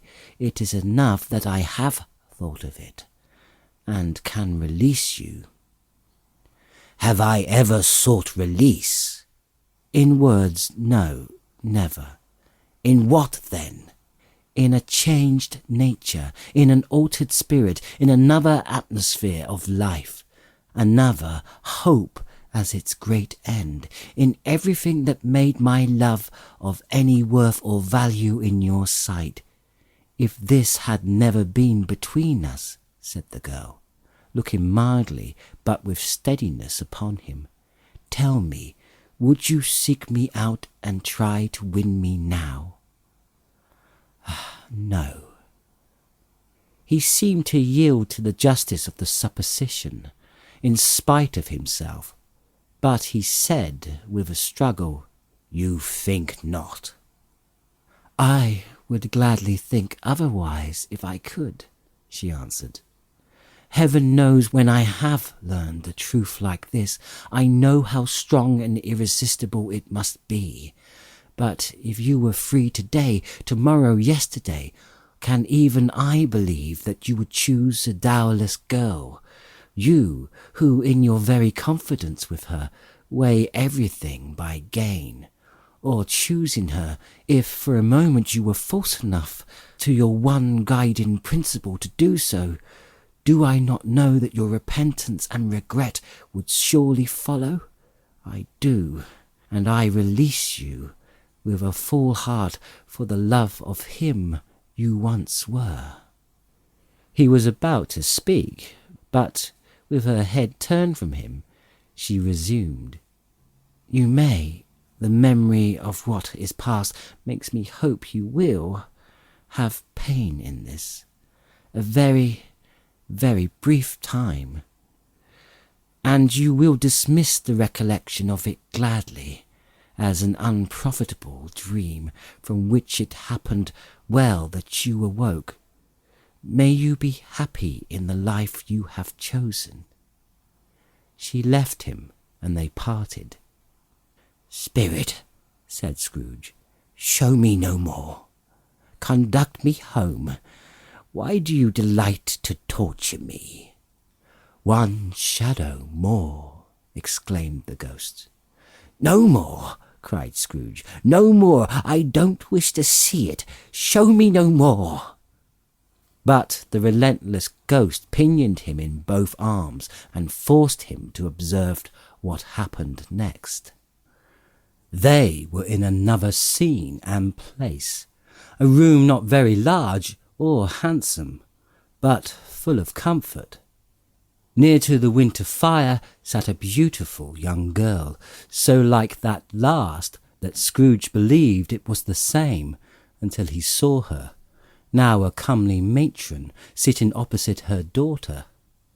The noise in this room was perfectly tumultuous, for there were more children there than Scrooge in his agitated state of mind could count. And unlike the celebrated herd in the poem, they were not 40 children conducting themselves like one, but every child was conducting itself like 40. The consequences were uproarious beyond belief, but no one seemed to care. On the contrary, the mother and daughter laughed heartily and enjoyed it very much, and the latter, soon beginning to mingle in the sports, got pillaged by the young brigands most ruthlessly. What would I am not given to be one of them? Though I never could have been so rude, no, I wouldn't for all the wealth in the world have crushed that braided hair and torn it down, and for the precious little shoe I wouldn't have plucked it off, God bless my soul, to save my life. As to measuring her waist in sport, as they did, bold young brood, I couldn't have done it. I should have expected my arm to have grown round it for a punishment, and never come straight again. And yet I should have dearly liked, I own, to have touched her lips, to have questioned her, that she might have opened them, and have looked upon the lashes of her downcast eyes, and never raised a blush, to have let loose waves of hair, an inch of which would be a keepsake beyond price. In short, I should have liked, I do confess, to have had the lightest license of a child, and yet to have been man enough to know its value. But now a knocking at the door was heard, and such a rush immediately ensued that she, with laughing face and plundered dress, was borne towards it, the centre of a flushed and boisterous group, just in time to greet the father, who came home attended by a man laden with Christmas toys and presents. Then the shouting and the struggling and the onslaught was made on the defenceless porter. The scaling him with chairs for ladders to dive into his pockets, despoil him of brown paper parcels, hold on tight by his cravat, hug him round his neck, pommel his back, and kick his legs in irrepressible affection. The shouts of wonder and delight with which the development of every package was received. The terrible announcement that the baby had been taken in the act of putting a doll's frying pan into his mouth, and was more than suspected of having swallowed a fictitious turkey glued on a wooden platter. The immense relief of finding this a false alarm, the joy and gratitude and ecstasy. They are all indescribably alike. It is enough that, by degrees, the children and their emotions got out of the parlour, and by one stair at a time, up to the top of the house, where they went to bed, and so subsided. And now Scrooge looked on more attentively than ever. The master of the house, having his daughter leaning fondly on him, sat down with her and her mother at his own fireplace, and when he thought that such another creature, quite as graceful and as full of promise, might have called him father, and been a springtime in the haggard winter of his life, his sight grew very dim indeed. "Belle," said the husband, turning to his wife with a smile, "I saw an old friend of yours this afternoon." "Who was it?" "Guess." "How can I? I don't know," she added in the same breath, laughing as he laughed. "Mr. Scrooge?" Mr. Scrooge it was. I passed his office window, and it was not shut up, and he had a candle inside. I could scarcely help seeing him. His partner lies upon the point of death, I hear, and there he sat alone, quite alone in the world, I do believe. "Spirit," said Scrooge in a broken voice, "remove me from this place." "I told you these were shadows of things that have been," said the ghost. "They are what they are. Do not blame me."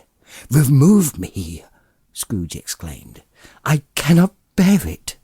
He turned upon the ghost, and seeing that it looked upon him with a face in which some strange way there were fragments of all the faces it had shown him, wrestled with it. "Leave me! Take me back! Hold me no longer!" In a struggle, if it can be called a struggle, in which the ghost, with no visible resistance on its own part, was undisturbed by any effort of its adversary, Scrooge observed that its light was burning high and bright, and dimly connected that with its influence over him. He seized the extinguisher cap, and by a sudden action pressed it down upon its head. The spirit dropped beneath it, so that the extinguisher covered its whole form. But though Scrooge pressed it down with all his force, he could not hide the light, which streamed from under it in an unbroken flood upon the ground. He was conscious of being exhausted and overcome by an irresistible drowsiness, and further of being in his own bedroom. He gave the cap a parting squeeze, in which his hand relaxed, and had barely time to reel to bed before he sank into a heavy sleep. Stave 3. the second of 3 spirits. Awakened in the middle of a prodigiously tough snore, and sitting up in bed to get his thoughts together, Scrooge had no occasion to be told that the bell was again upon the stroke of 1. He felt that he was restored to consciousness in the right nick of time, for the especial purpose of holding a conference with the second messenger dispatched to him through Jacob Marley's intervention. But finding that he turned uncomfortably cold when he began to wonder which of his curtains this new spectre would draw back, he put them every one aside with his own hands, and lying down again, established a sharp lookout all around the bed, for he wished to challenge the spirit on the moment of its appearance, and did not wish to be taken by surprise and made nervous. Gentlemen of free and easy sort, who plume themselves on being acquainted with a move or two, and being usually equal to the time of day, express the wide range of their capacity for adventure by observing that they are good for anything from pitch and toss to manslaughter, between which opposite extremes, no doubt, there lies a tolerably wide and comprehensive range of subjects.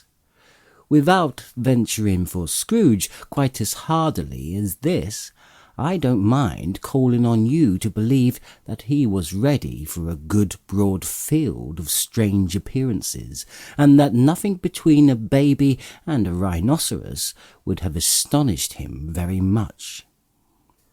Now, being prepared for almost anything, he was not by any means prepared for nothing, and consequently, when the bell struck 1 and no shape appeared, he was taken with a violent fit of trembling.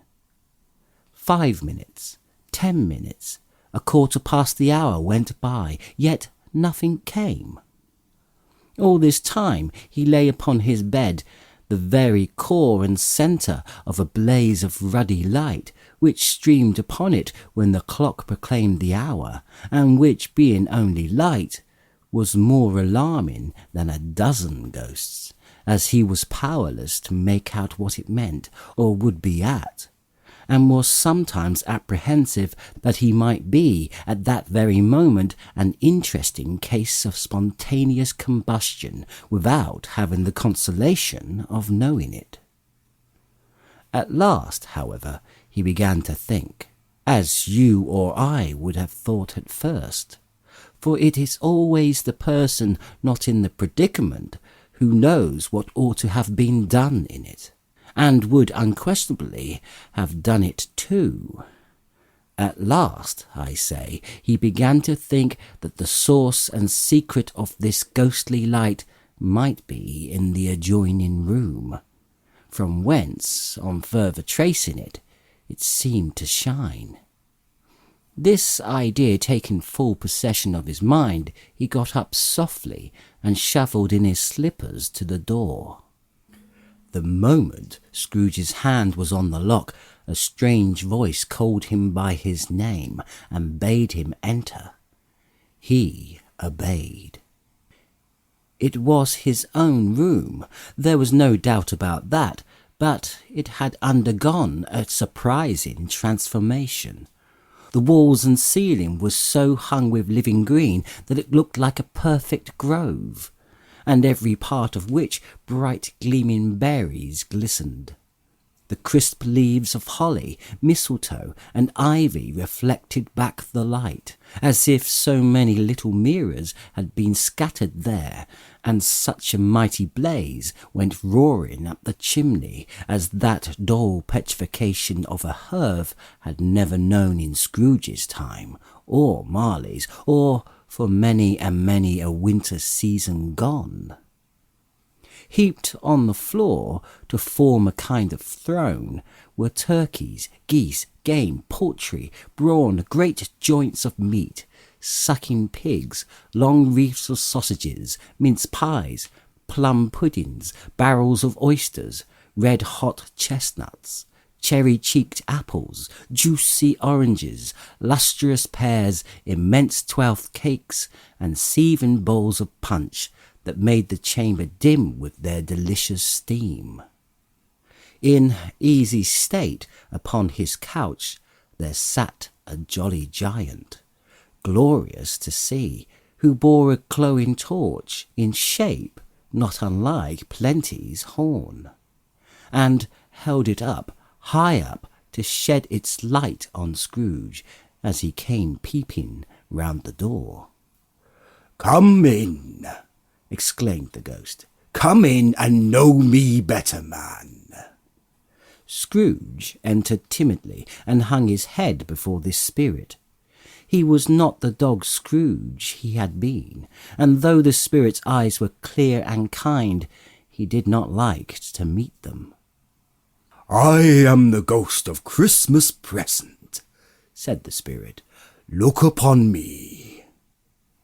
Scrooge reverently did so. It was clothed in one simple green robe or mantle, bordered with white fur.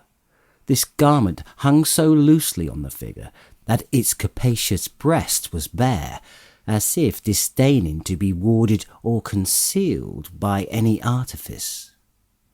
Its feet, observable beneath the ample folds of the garment, were also bare, and on its head it wore no other covering than a holly wreath, set here and there with shining icicles. Its dark brown curls were long and free, free as its genial face, its sparkling eyes, its open hand, its cheery voice, its unconstrained demeanour, and its joyful air. Girded round its middle was an antique scabbard, but no sword was in it, and the ancient sheath was eaten up with rust. "You have never seen the like of me before," exclaimed the spirit. "Never," Scrooge made answer to it.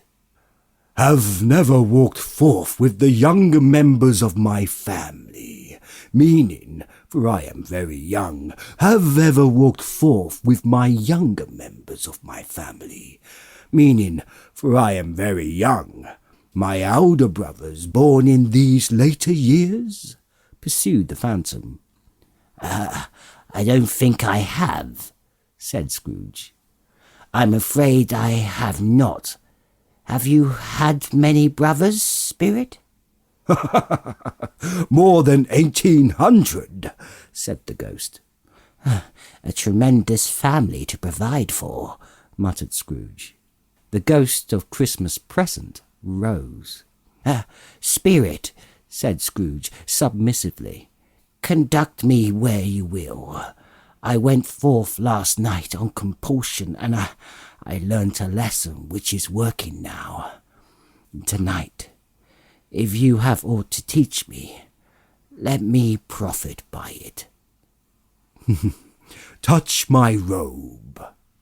Scrooge did as he was told, and held it fast.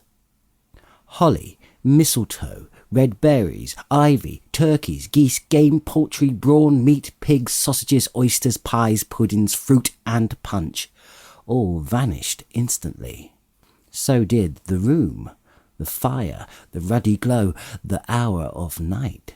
And they stood in the city streets on Christmas morning, where, for the weather was severe, the people made a rough but brisk and not unpleasant kind of music, in scraping the snow from the pavement in front of their dwellings, and from the tops of their houses, whence it was mad delight to the boys to see it come plumbing down into the road below, and splitting into artificial little snowstorms.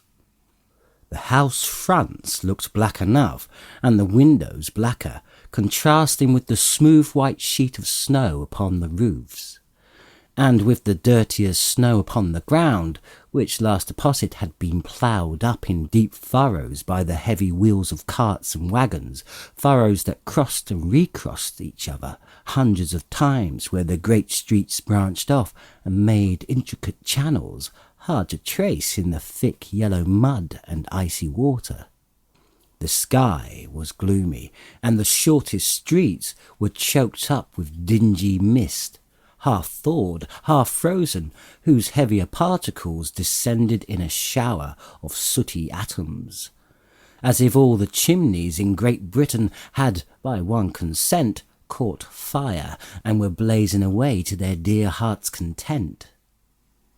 There was nothing very cheerful in the climate or the town, and yet there was an air of cheerfulness abroad that the clearest summer air and brightest summer sun might have endeavoured to diffuse in vain. For the people who were shuffling away on the housetops were jovial and full of glee, calling out to one another from the parapets, and now and then exchanging a facetious snowball, better-natured missile, far than many a wordy jest, laughing heartily if it went right, and not less heartily if it went wrong. The poultiers' shops were still half open, and the fruiterers were radiant in their glory. There were great round pot-bellied baskets of chestnuts, shaped like the waistcoats of jolly old gentlemen, lolling at the doors and tumbling out into the street in their apoplectic opulence. There were ruddy brown-faced, broad-girthed Spanish onions, shining in the fatness of their growth like Spanish friars, and winking from their shelves in wanton slyness at the girls as they went by, and glanced demurely at the hung-up mistletoe. There were pears and apples clustered high in blooming pyramids. There were bunches of grapes made, in the shopkeeper's benevolence, to dangle from conspicuous hooks, that people's mouths might water gratis as they passed. There were piles of filberts, mossy and brown, recalling, in their fragrance, ancient walks among the woods, and pleasant shufflings ankle-deep through withered leaves. There were Norfolk biffins, squat and swarthy, setting off the yellow of the oranges and lemons, and in the great compactness of their juicy persons, urgently entreating and beseeching to be carried home in paper bags and eaten after dinner. The very gold and silver fish set forth among these choice fruits in a bowl, though members of a dull and stagnant-blooded race, appeared to know that there was something going on, and to a fish went gasping round and round their little world in slow and passionless excitement. The grocers, the grocers nearly closed, with perhaps 2 shutters down or 1, but through those gaps such glimpses. It was not alone that the scales descending on the counter made a merry sound, or that the twine and roller parted company so briskly, or that the canisters were rattled up and down like juggling tricks, or even that the blended scents of tea and coffee were so grateful to the nose, or even that the raisins were so plentiful and rare, the almonds so extremely white, the sticks of cinnamon so long and straight, the other spices so delicious, the candied fruits so caked and spotted with molten sugar as to make the coldest lookers-on feel faint and subsequently bilious. Nor was it that the figs were moist and pulpy, or that the French plums blushed in modest tartness from their highly decorated boxes, or that everything was good to eat and in its Christmas dress. But the customers were all so hurried and so eager in the hopeful promise of the day, that they tumbled up against each other at the door, crashing their wicker baskets wildly, and left their purchases upon the counter, and came running back to fetch them, and committed hundreds of the like mistakes, in the best humour possible, while the grocer and his people were so frank and fresh that the polished hearts with which they fastened their aprons behind might have been their own, worn outside for general inspection, and for Christmas doors to peck at, if they chose. But soon the steeples called good people all to church and chapel, and away they came, flocking through the streets in their best clothes, and with their gayest faces. And at the same time there emerged from scores of by-streets, lanes, and nameless turnings innumerable people carrying their dinners to the baker's shop. The sight of these poor revellers appeared to interest the spirit very much, for he stood with Scrooge beside him in the baker's doorway, and, taking off the covers as their bearers passed, sprinkled incense on their dinners from his torch. And it was a very uncommon kind of torch, for once or twice, when there were angry words between some dinner carriers who had jostled each other, he shed a few drops of water on them from it, and their good humour was restored directly, for they said it was a shame to quarrel upon Christmas Day, and so it was. God love it, so it was. In time the bells ceased, and the bakers were shut up, and yet there was a genial shadowing forth of all these dinners, and the progress of their cooking, in the thawed blotch of wet above each baker's oven, where the pavement smoked as if its stones were cooking too. Is there a peculiar flavour in what you sprinkle from your torch? asked Scrooge. There is, my own. Would it apply to any kind of dinner on this day? To any kindly given, to the poor one most. Why to a poor one most? asked Scrooge. Because it needs it most. Spirit, said Scrooge, after a moment's thought, I wonder you, of all the beings in the many worlds about us, should desire to cramp these people's opportunities of innocent enjoyment. I, cried the spirit, you would deprive them of their means of dining every 7th day, often the only day on which they can be said to dine at all, wouldn't you? I, cried the spirit. You seek to close these places on the 7th day, said Scrooge, and it comes to the same thing. I seek, exclaimed the spirit. Forgive me if I'm wrong. It has been done in your name, or at least in that of your family, said Scrooge. There are some upon this earth of yours, returned the spirit, who lay claim to know us, and who do their deeds of passion, pride, ill will, hatred, envy, bigotry, and selfishness in our name, who are as strange to us and all our kind and kin, as if they had never lived. Remember that, and charge their doings on themselves, not us. Scrooge promised that he would, and they went on, invisible, as they had been before, into the suburbs of the town. It was a remarkable quality of the ghost which Scrooge had observed at the baker's, that, notwithstanding his gigantic size, he could accommodate himself to any place with ease, and that he stood beneath a low roof quite as gracefully and like a supernatural creature as it was possible he could have done in any lofty hole.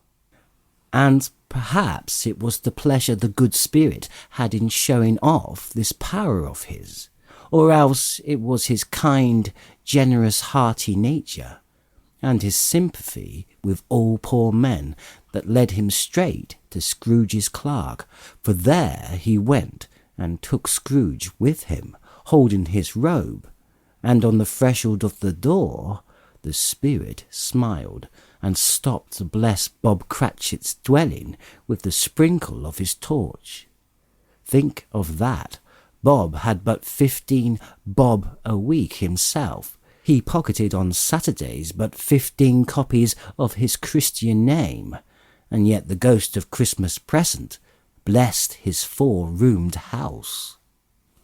Then up rose Mrs. Cratchit, Cratchit's wife, dressed out but poorly in a twice-turned gown, but brave in ribbons, which are cheap and make a goodly show for sixpence. And she laid the cloth, assisted by Belinda Cratchit, second of her daughters, also brave in ribbons, while Master Peter Cratchit plunged a fork into the saucepan of potatoes, and getting the corners of his monstrous shirt collar, Bob's private property, conferred upon his son and heir in honour of the day, into his mouth, rejoiced to find himself so gallantly attired, and yearned to show his linen in the fashionable parks. And now 2 smaller Cratchits, boy and girl, came tearing in, screaming that outside the baker's they had smelt the goose, and known it for their own, and basking in luxurious thoughts of sage and onion, these young Cratchits danced about the table, and exalted Master Peter Cratchit to the skies, while he, not proud although his collars nearly choked him, blew the fire until the slow potatoes, bubbling up, knocked loudly at the saucepan lid to be let out and peeled. "What has ever got your precious father, then?" said Mrs. Cratchit, "and your brother, Tiny Tim, and Martha wasn't as late as last Christmas Day by half an hour." "Here's Martha, mother," said a girl, appearing as she spoke. "Here's Martha, mother," cried the 2 young Cratchits. "Hurrah! There's such a goose, Martha."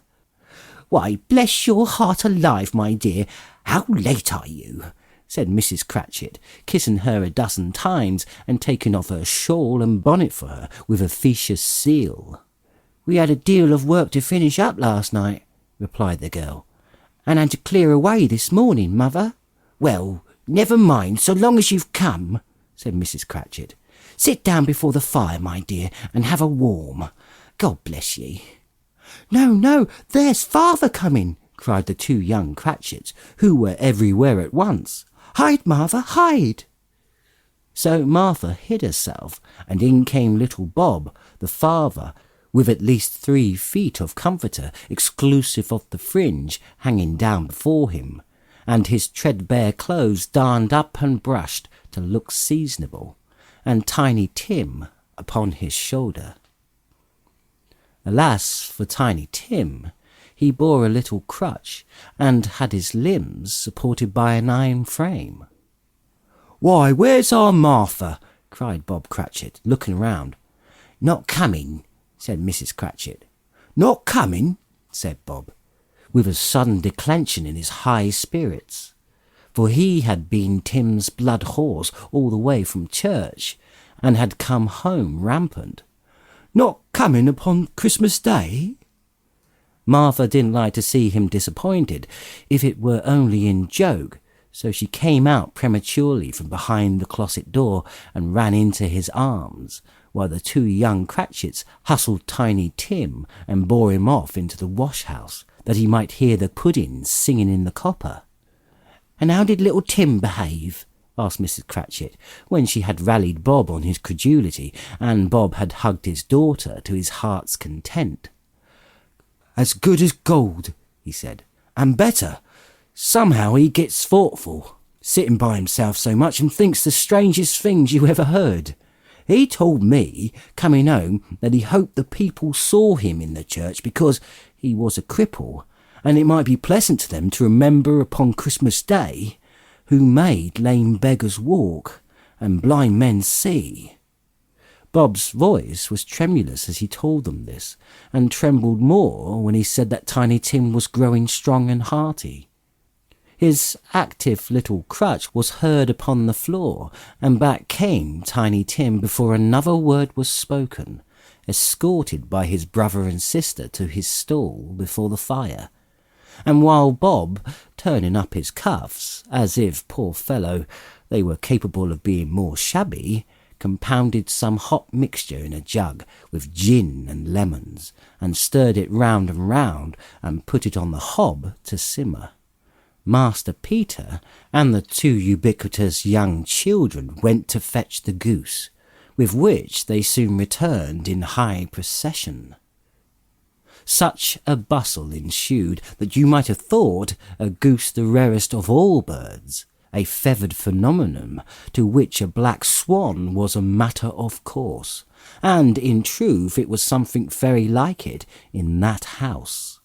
Mrs. Cratchit made the gravy ready beforehand in a little saucepan, hissing hot. Master Peter mashed the potatoes with incredible vigour. Miss Belinda sweetened up the apple sauce. Martha dusted the hot plates. Bob took Tiny Tim beside him in a tiny corner at the table. The two young Cratchits set chairs for everybody, not forgetting themselves, and, mounting guards upon their post, crammed spoons into their mouths, lest they should shriek for goose before their turn came to be helped. At last the dishes were set on, and grace was said. It was succeeded by a breathless pause, as Mrs. Cratchit, looking slowly all along the carving knife, prepared to plunge it into the breast.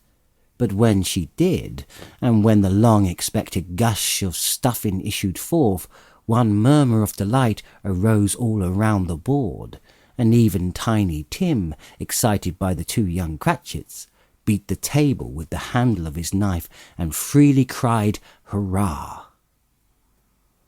There never was such a goose. Bob said he didn't believe there ever was such a goose cooked. Its tenderness and flavour, size and cheapness were the themes of universal admiration, eked out by apple sauce and mashed potatoes. It was a sufficient dinner for the whole family. Indeed, as Mrs. Cratchit said with great delight, surveying one small atom of a bone upon the dish, they hadn't ate it all at last, yet every one had had enough, and the youngest Cratchits in particular were steeped in sage and onion to the eyebrows. But now, the plates being changed by Miss Belinda, Mrs. Cratchit left the room alone, too nervous to bear witness, to take the pudding up and bring it in. Suppose it should not be done enough, suppose it should break in turning out, suppose somebody should have got over the wall of the backyard and stolen it, while they were merry with the goose, a supposition at which the two young Cratchits became livid. All sorts of horrors were supposed. Hallo! A great deal of steam. The pudding was out of the chopper. A smell like a washing day. That was the cloth. A smell like an eating house, and a pastry cook's next door to each other, with a laundress next door to that. That was the pudding. In half a minute Mrs. Cratchit entered, flushed but smiling proudly, with the pudding like a speckled cannonball, so hard and firm, blazing in half a quartern of ignited brandy, and bedight with Christmas holly stuck into the top. "Oh, a wonderful pudding," Bob Cratchit said, and calmly too, that he regarded it as the greatest success achieved by Mrs. Cratchit since their marriage. Mrs. Cratchit said now the weight was off her mind. She would confess she had her doubts about the quantity of flour. Everybody had something to say about it, but nobody said or thought it was at all a small pudding for a large family. It would have been flat heresy to do so. Any Cratchit would have blushed to hint at such a thing. At last dinner was all done, the cloth was cleared, the hearth swept, and the fire made up. The compound in the jug being tasted and considered perfect, apples and oranges were put on the table, and a shovelful of chestnuts on the fire.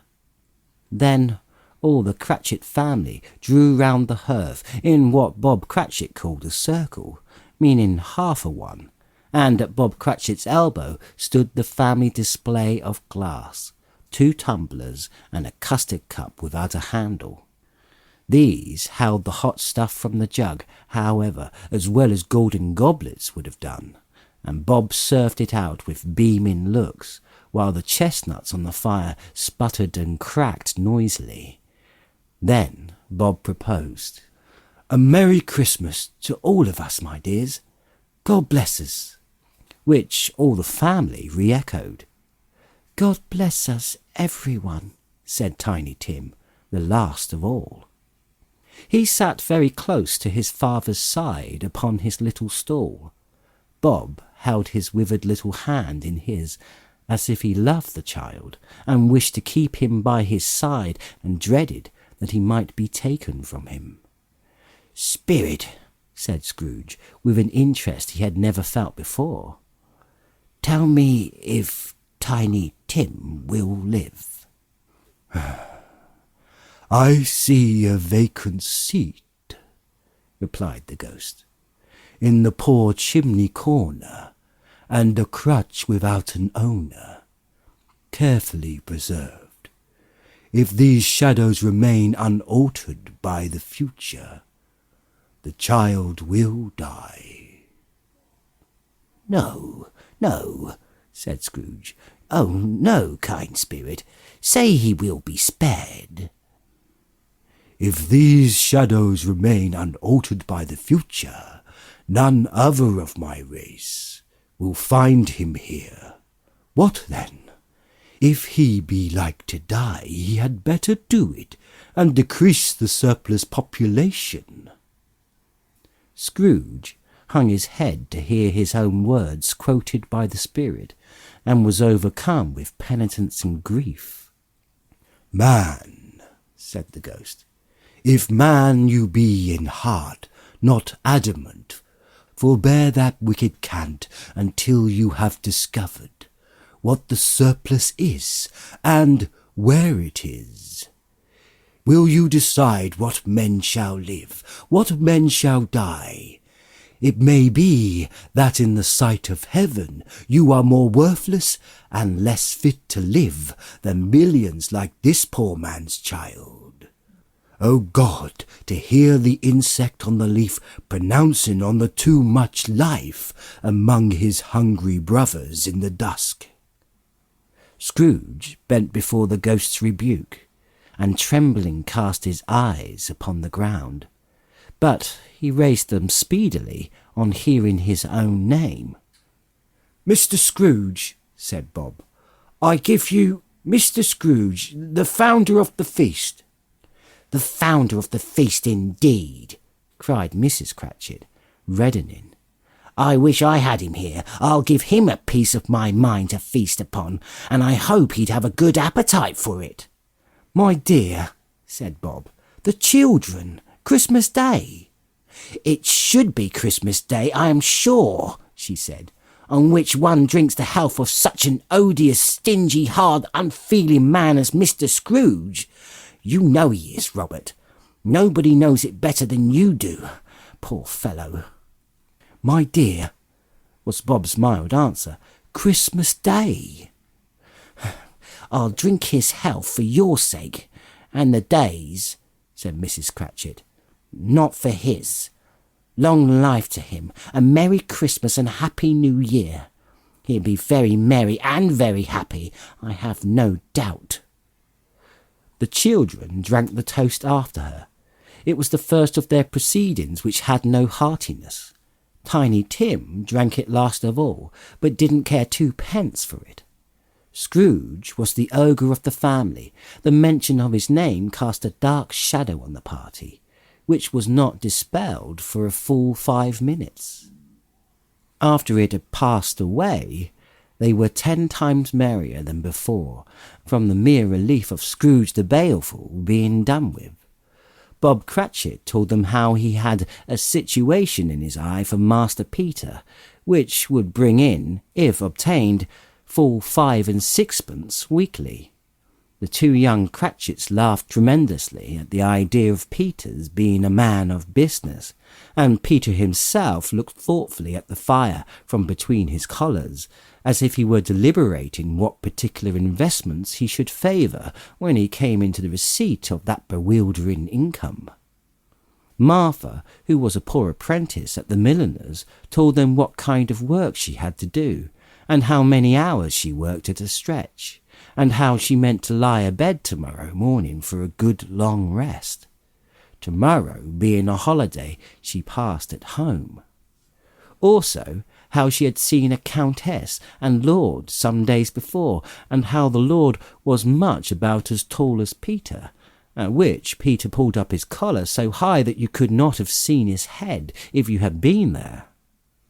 All this time the chestnuts and the jug went round and round, and by they had a song about a lost child travelling in the snow, from Tiny Tim, who had a plaintive little voice and sang it very well indeed. There was nothing of high mark in this. They were not a handsome family. They were not well dressed. Their shoes were far from being waterproof. Their clothes were scanty, and Peter might have known, and very likely did, the inside of a pawnbroker's. But they were happy, grateful, pleased with one another, and contented with the time. And when they faded, they looked happier yet in the bright sparklings of the spirit's torch at parting. Scrooge had his eye upon them, and especially on Tiny Tim until the last. By this time it was getting dark, and snowing pretty heavily, and as Scrooge and the spirit went along the streets, the brightness of the roaring fires in kitchens, parlours, and all sorts of rooms was wonderful. Here the flickering of the blaze showed preparations for a cosy dinner, with hot plates baking through and through before the fire, and deep red curtains ready to be drawn to shut out the cold and darkness. There all the children of the house were running out into the snow to meet their married sisters, brothers, cousins, uncles, aunts, and be the first to greet them. Here again were shadows on the window blind of guests assembling, and there a group of handsome girls, all hooded and fur-booted, and all chattering at once, tipped lightly off to some near neighbour's house, where woe upon the single men who saw them enter, artful witches, well they knew it, in a glow. But if you had judged from the numbers of people on their way to friendly gatherings, you might have thought that no one was at home to give them welcome when they got there, instead of every house expecting company and piling up its fires half chimney high. Blessings on it, how the ghost exulted, how it bared its breadth of breast, and opened its capacious palm, and floated on, outpouring with a generous hand its bright and harmless mirth on everything within its reach. The very lamplighter, who ran on before, dotting the dusky street with specks of light, and who was dressed to spend the evening somewhere, laughed out loudly as the spirit passed, though little kenned the lamplighter that he had any company but Christmas. And now, without a word of warning from the ghost, they stood upon a bleak and desert moor, where monstrous masses of rude stone were cast about as though it were the burial place of giants, and water spread itself wheresoever it listed, or would have done so, but for the frost that held it prisoner, and nothing grew but moss and furze and coarse rank grass.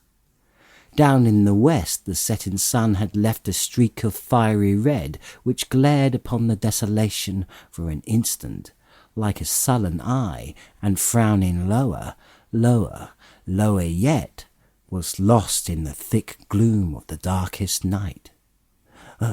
What place is this?" asked Scrooge.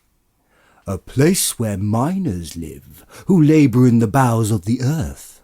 But they know me. See!" A light shone from the window of a hut, and swiftly they advanced towards it. Passing through the wall of mud and stone, they found a cheerful company assembled round a glowing fire. An old man and woman, and their children, and their children's children, and another generation beyond that, all decked out gaily in their holiday attire. The old man, in a voice that seldom rose above the howling of the wind upon the barren waste, was singing them a Christmas song. It had been a very old song when he was a boy, and from time to time they all joined in the chorus. So surely as they raised their voices, the old man got quite blithe and loud, and so surely as they stopped, his vigour sank again. The spirit did not tarry here, but bade Scrooge hold his robe, and passing on above the moor, sped whither? Not to see. To see! To Scrooge's horror, looking back, he saw the last of the land, a frightful range of rocks behind them, and his ears were deafened by the thundering of water as it rolled and roared and raged among the dreadful caverns it had worn, built upon a dismal reef of sunken rocks some league or so from shore, on which waters chafed and dashed the wild year through. There stood a solitary lighthouse. Great heaps of seaweed clung to its base, and storm birds, born of the wind, one might suppose, as seaweed of the water, rose and fell about it, like the waves they skimmed. But even here, two men who watched the light made a fire, that through the loophole in the fixed stone wall shed out a ray of brightness on the awful sea. Joining their horny hands over the rough table at which they sat, they wished each other Merry Christmas in their can of grog, and one of them, the elder too, with his face all damaged and scarred with hard weather, as the figurehead of an old ship might be, struck up a sturdy song that was like a gale in itself. Again the ghost sped on, above the black and heaving sea, on, until, being far away, as he told Scrooge, from any shore, they lighted on a ship. They stood beside the helmsman at the wheel, the lookout in the bow, the officers who had the watch, dark ghostly figures in their several stations, but every man among them hummed a Christmas tune, or had a Christmas thought, or spoke below his breath to his companion of some bygone Christmas day, with homeward hopes belonging to it.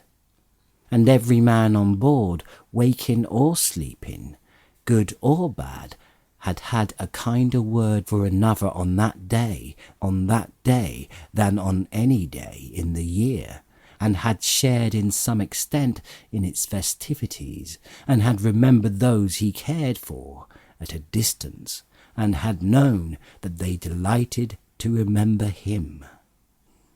It was a great surprise to Scrooge, while listening to the moaning of the wind, and thinking what a solemn thing it was to move on through the lonely darkness over an unknown abyss, whose depths were secrets as profound as death. It was a great surprise to Scrooge, while thus engaged, to hear a hearty laugh. It was a much greater surprise to Scrooge to recognise it as his own nephew's, and to find himself in a bright, dry, gleaming room, with the spirit standing smiling at his side, and looking at the same nephew with approving affability. "Ha ha, ha ha!" laughed Scrooge's nephew. "Ha ha ha! If you should happen, by any unlikely chance, to know a man more blessed in a laugh than Scrooge's nephew, all I can say is, I should like to know him too. Introduce him to me, and I'll cultivate his acquaintance. It is a fair, even-handed, noble adjustment of things, that while there is infection in disease and sorrow, there is nothing in the world so irresistibly contagious as laughter and good humour." When Scrooge's nephew laughed in this way, holding his sides, rolling his head, and twisting his face into the most extravagant contortions, Scrooge's niece, by marriage, laughed as heartily as he, and their assembled friends, being not a bit behindhand, roared out lustily. "He said that Christmas was a humbug, as I live!" cried Scrooge's nephew. "He believed it too." "More shame for him, Fred," said Scrooge's niece indignantly. Bless those women.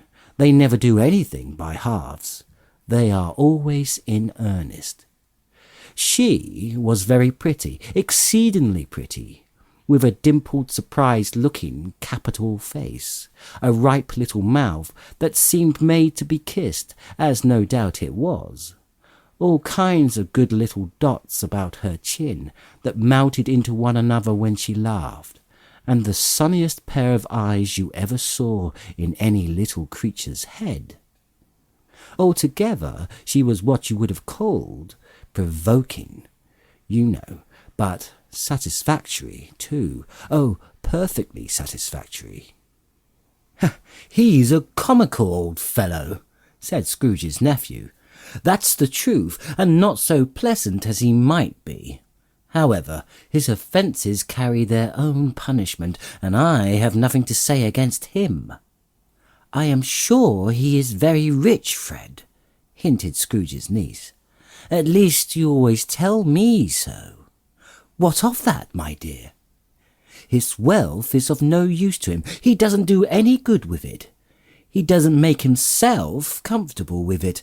He hasn't the satisfaction of thinking that he is ever going to benefit us with it."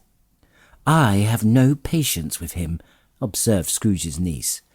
Scrooge's niece's sisters and all the other ladies expressed the same opinion. "Oh, I have," said Scrooge's nephew. "I am sorry for him. I couldn't be angry with him if I tried. Who suffers by his ill whims? Himself, always.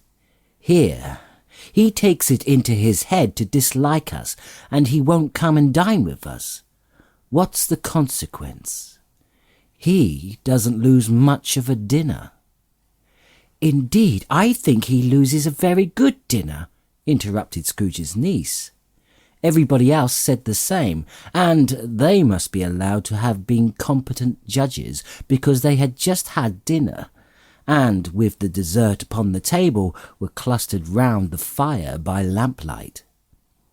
"Well, I'm glad to hear it," said Scrooge's nephew, "because I haven't great faith in these young housekeepers. What do you say, Topper?" Topper had clearly got his eye upon one of Scrooge's niece's sisters, for he answered that a bachelor was a wretched outcast who had no right to express an opinion on the subject. Whereat Scrooge's niece's sister, the plump one with the lace tucker, not the one with the roses, blushed. "Do go on, Fred," said Scrooge's niece, clapping her hands. "He never finishes what he begins to say. He is such a ridiculous fellow." Scrooge's nephew revelled in another laugh, and, as it was impossible to keep the infection off, though the plump sister tried hard to do it with aromatic vinegar, his example was unanimously followed. "I was only going to say," said Scrooge's nephew, "that the consequence of his taking a dislike to us, and not making merry with us, is, as I think, that he loses some pleasant moments which could do him no harm.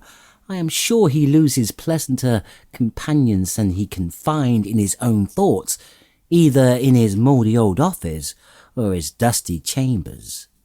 I mean to give him the same chance every year, whether he likes it or not, for I pity him. He must rail at Christmas till he dies, but he can't help thinking better of it. I defy him.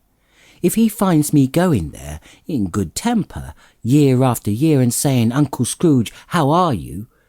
if it only puts him in the vein to leave the poor clerk £50, that's something, and I think I shook him yesterday."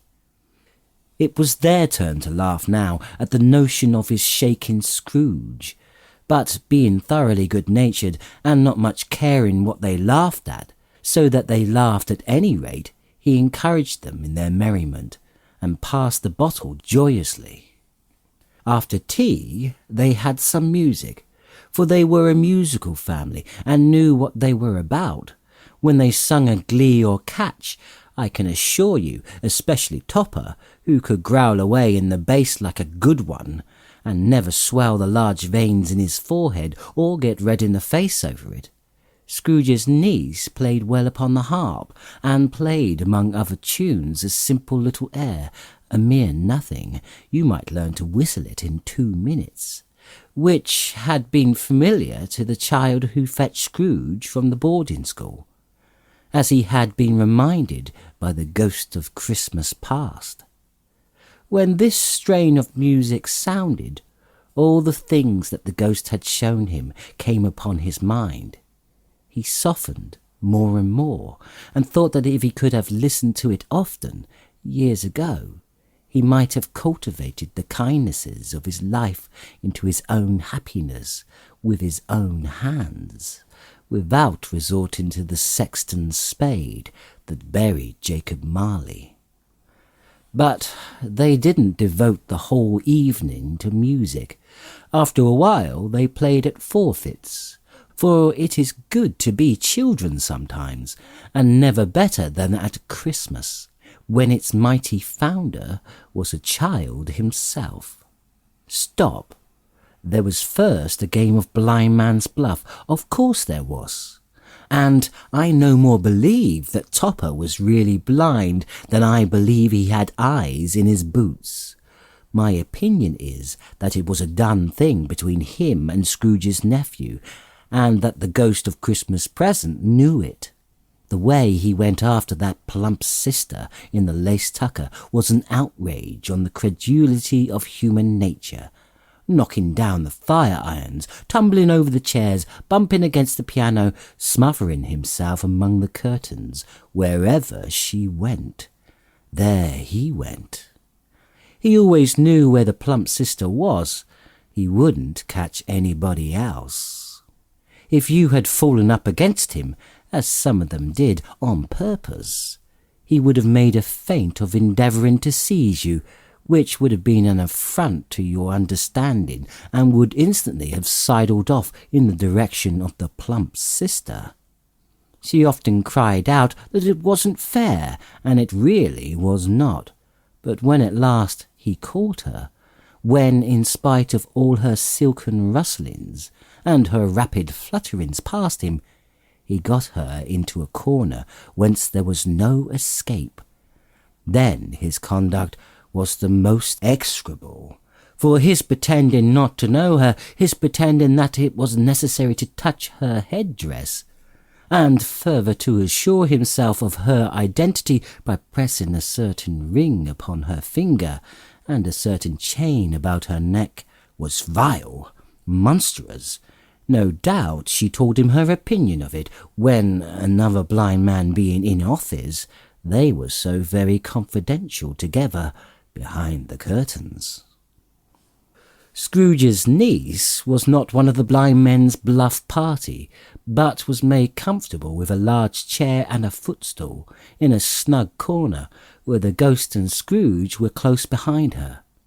But she joined in the forfeits, and loved her to love to admiration with all the letters of the alphabet. Likewise at the game of how, when, and where, she was very great, and to the secret joy of Scrooge's nephew, beat her sisters hollow, though they were sharp girls too, as Topper could have told you. There might have been 20 people there, young and old, but they all played, and so did Scrooge. For wholly forgetting in the interest he had in what was going on, that his voice made no sound in their ears, he sometimes came out with his guess quite loud, and very often guessed right too. For the sharpest needle, best Whitechapel, warranted not to be cut in the eye, was not sharper than Scrooge, blunt as he took it in his head to be. The ghost was greatly pleased to find him in this mood, and looked upon him with such favour that he begged like a boy to be allowed to stay until the guests departed. But this the spirit said could not be done. "Here is a new game," said Scrooge. "1 half hour, spirit, only one." It was a game called Yes and No, where Scrooge's nephew had to think of something and the rest must find out what. He only answered their questions, yes or no, as the case was. The brisk fire of questioning to which he was exposed elicited from him that he was thinking of an animal, a live animal, rather a disagreeable animal, a savage animal, an animal that growled and grunted sometimes, and talked sometimes, and lived in London, and walked about the streets, and wasn't made a show of, and wasn't led by anybody, and didn't live in a menagerie, and was never killed in a market, and was not a horse or an ass, or a cow or a bull, or a tiger or a dog, or a pig, or a cat or a bear. At every fresh question that was put to him, this nephew burst into a fresh roar of laughter, and was so inexpressibly tickled that he was obliged to get up off the sofa and stamp. At last, the plump sister, falling into a similar state, cried out, "I have found it out. I know what it is, Fred. I know what it is." "What is it?" cried Fred. "It's your Uncle Scrooge." Which it certainly was. Admiration was the universal sentiment, though some objected that the reply to "Is it a bear?" ought to have been yes, inasmuch as an answer in the negative was sufficient to have diverted their thoughts from Mr. Scrooge, supposing they had ever had any tendency that way. "He has given us plenty of merriment, I am sure," said Fred, "and it would be ungrateful not to drink his health. Here is a glass of mulled wine ready in our hand at the moment, and I say, Uncle Scrooge." "Well, Uncle Scrooge," they cried. "And a Merry Christmas and a Happy New Year to the old man wherever he is. He wouldn't take it from me, but may he have it none the less. Uncle Scrooge." Uncle Scrooge had imperceptibly become so gay and light of heart that he would have pledged the unconscious company in return, and thanked them in an inaudible speech, if the ghost had given him time. But the whole scene passed off in the breath of the last words spoken by his nephew, and he and the spirit were again upon their travels. Much they saw, and far they went, and many homes they visited, but always with a happy end. The spirits stood beside sick beds, and they were cheerful, on foreign lands, and they were close at home, by struggling men, and they were patient in their greater hope, by poverty, and it was rich, in almshouse, hospital, and jail, in misery's every refuge, where vain man in his little brief authority had not made fast the door and barred the spirit out. He left his blessing and taught Scrooge his precepts. It was a long night, if it were only a night, but Scrooge had his doubts of this, because the Christmas holidays appeared to be condensed into the space of time they passed together. It was strange, too, that while Scrooge remained unaltered in his outward form, the ghost grew older, clearly older. Scrooge had observed this change, but never spoke of it, until they left a children's 12th night party, when, looking at the spirit as they stood together in an open place, he noticed that its hair was grey. "Are the spirits' lives so short?" asked Scrooge. "My life upon this globe is very brief," replied the ghost. "It ends tonight." "Tonight?" "Tonight at midnight. Hark! The time is drawing near." The chimes were ringing the 11:15 at that moment. "Forgive me, if I am not justified in what I ask," said Scrooge, looking intently at the spirit's robe. "But I see something strange and not belonging to yourself, protruding from your skirts. Is it a foot or a claw?" "It might be a claw, for the flesh there is upon it," was the spirit's sorrowful reply. "Look here." From the foldings of its robe it brought 2 children, wretched, abject, frightful, hideous, miserable. They knelt down at its feet and clung upon the outside of its garment. "Oh, man, look here, look down here," exclaimed the ghost. They were a boy and a girl, yellow, meagre, ragged, scowling, wolfish, but prostrate too in their humility.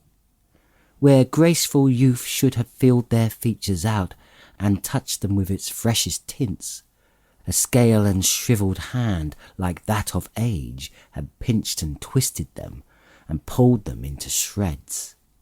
Where angels might have sat enthroned, devils lurked and glared out menacing. No change, no degradation, no perversion of humanity in any grade, though all the mysteries of a wonderful creation has monsters half so horrible and dread. Scrooge started back, appalled. Having them shown to him in this way, he tried to say they were fine children, but the words choked themselves, rather than be parties to a lie of such enormous magnitude. "Spirit, are they yours?" Scrooge could say no more. "They are man's," said the spirit, looking down upon them, "and they cling to me, appealing from their fathers. This boy is ignorance. This girl is want. Beware them both, and all of their degree. But most of all, beware this boy, for on his brow I see that written which is doom, unless the writing be erased. Deny it," cried the spirit, stretching out its hand towards the city. "Slander those who tell it ye. Omit it for your factious purposes, and make it worse, and abide the end." "Have they no refuge or resource?" cried Scrooge. "Are there no prisons?" said the spirit, turning on him for the last time with his own words. "Are there no workhouses?" The bell struck 12. Scrooge looked about for the ghost and saw it not. As the last stroke ceased to vibrate, he remembered the prediction of old Jacob Marley, and, lifting up his eyes, beheld a solemn phantom, draped and hooded, coming like a mist along the ground towards him. Stave 4. The last of the spirits. The phantom slowly, gravely, silently approached. When it came near him, Scrooge bent down upon his knee, for in the very air through which this spirit moved, it seemed to scatter gloom and mystery.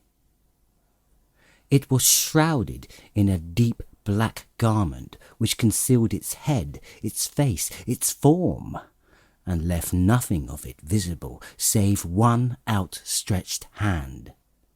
But for this it would have been difficult to detach its figure from the night and separate it from the darkness by which it was surrounded. He felt that it was tall and stately when it came beside him, and that its mysterious presence filled him with a solemn dread. He knew no more, for the spirit neither spoke nor moved. "Am I in the presence of the ghost of Christmas yet to come?" said Scrooge. The spirit answered not, but pointed onward with its hand. "You are about to show me shadows of the things that have not yet happened, but will happen in the time before us. Is that so, Spirit?" The upper portion of the garment was contracted for an instant in its folds, as if the spirit had inclined its head. That was the only answer he received. Although well used to ghostly company by this time, Scrooge feared the silent shape so much that his legs trembled beneath him, and he found that he could hardly stand when he prepared to follow it. The spirit paused a moment, as observing his condition, and giving him time to recover. But Scrooge was the worse for this. It thrilled him with a vague, uncertain horror to know that behind the dusky shroud there were ghostly eyes intently fixed upon him, while he, though he stretched his own to the utmost, could see nothing but a spectral hand and one great heap of black. "A ghost of future," he exclaimed. "I fear you more than any spectre I have seen. But as I know your purpose is to do me good, and as I hope to live to be another man from what I was, I am prepared to bear you company, and do it with a thankful heart. Will you not speak to me?" It gave him no reply. The hand was pointed straight before them. "Lead on," said Scrooge. "Lead on. The night is waning fast, and it is precious time to me, I know. Lead on, Spirit." The phantom moved away as if it had come towards him. Scrooge followed in the shadow of its dress, which bore him up, he thought, and carried him along. They scarcely seemed to enter the city, for the city rather seemed to spring up about them and encompass them of its own act. But there they were, in the heart of it, on 'change among the merchants, who hurried up and down and chinked the money in their pockets and conversed in groups and looked at their watches and trifled thoughtfully with their great gold seals, and so forth, as Scrooge had seen them often. The spirit stopped beside one little knot of business men. Observing that the hand was pointing to them, Scrooge advanced to listen to their talk. "No," said a great fat man with a monstrous chin. "I don't know much about it either way. I only know he's dead." "When did he die?" inquired another. "Last night, I believe." "Why, what was the matter with him?" asked a third, taking a vast quantity of snuff out of a very large snuff-box.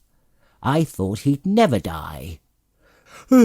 "God knows," said the first with a yawn. "What has he done with his money?"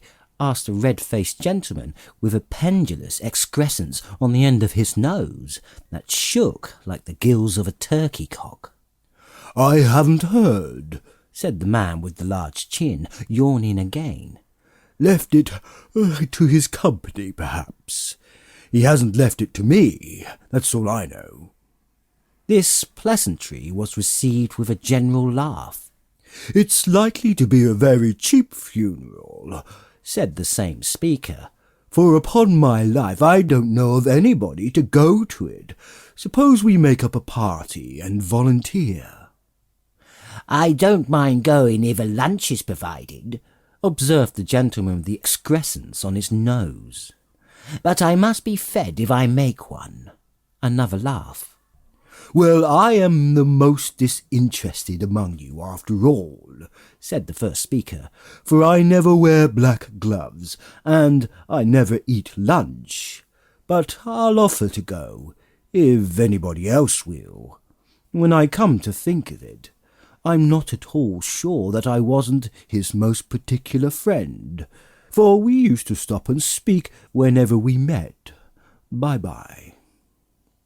Speakers and listeners strolled away and mixed with other groups. Scrooge knew the men and looked towards the spirit for an explanation. The phantom glided on into a street. Its finger pointed to two persons meeting. Scrooge listened again, thinking that the explanation might lie here. He knew these men also perfectly. They were men of business, very wealthy and of great importance. He had made a point always of standing well in their esteem, in a business point of view, that is. Strictly a business point of view. "How are you?" said one. "Oh, how are you?" returned the other. "Well," said the first, "Old Scratch has got his own at last, hey?" "So I am told," returned the second. "Cold, isn't it?" "Seasonable for Christmas time. You're not a skater, I suppose?" No, something else to think of. Good morning." Not another word. That was their meeting, their conversation, and their parting.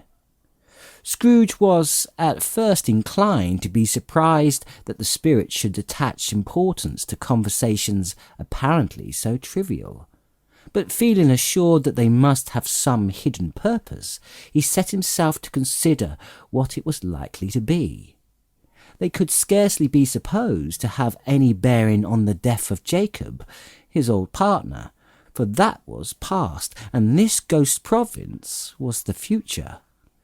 Nor could he think of anyone immediately connected with himself to whom he could apply them. But nothing doubting that to whatsoever they applied they had some latent moral for his own improvement, he resolved to treasure up every word he heard and everything he saw, and especially to observe the shadow of himself when it appeared. For he had an expectation that the conduct of his future self would give him the clue he missed, and would render the solution of these riddles easy. He looked about in that very place for his own image, but another man stood in his accustomed corner, and though the clock pointed to his usual time of day for being there, he saw no likeness of himself among the multitudes that poured in through the porch. It gave him little surprise, however, for he had been resolving in his mind a change of life, and thought and hoped he saw his new-born resolutions carried out in this. Quiet and dark, beside him stood the phantom with its outstretched hand. When he roused himself from his thoughtful quest, he fancied from the turn of the hand and its situation in reference to himself that the unseen eyes were looking at him keenly. It made him shudder and feel very cold. They left the busy scene and went into an obscure part of the town where Scrooge had never penetrated before, although he recognized its situation and its bad repute. The ways were foul and narrow, the shops and houses wretched, the people half naked, drunken, slipshod, ugly, alleys and archways, like so many cesspools, disgorged their offences of smell and dirt and life. Upon the straggling streets, and the whole quarter reeked with crime, with filth and misery. Far in this den of infamous resort there was a low-browed beetling shop below a penthouse roof, where iron, old rags, bottles, bones, and greasy offal were bought. Upon the floor within were piled up heaps of rusty keys, nails, chains, hinges, files and scales, weights, and refuse iron of all kinds. Secrets that few would like to scrutinize were bred and hidden in mountains of unseemly rags, masses of corrupted fat, and sepulchres of bones. Sitting in among the wares he dealt in, by a charcoal stove made of old bricks, was a grey-haired rascal, nearly 70 years of age, who had screened himself from the cold air without by a frowsy curtaining of miscellaneous tatters hung upon a line, and smoked his pipe in all the luxury of calm retirement. Scrooge and the Phantom came into the presence of this man just as a woman with a heavy bundle slunk into the shop. But she had scarcely entered when another woman, similarly laden, came in too, and she was closely followed by a man in faded black, who was no less startled by the sight of them than they had been upon the recognition of each other.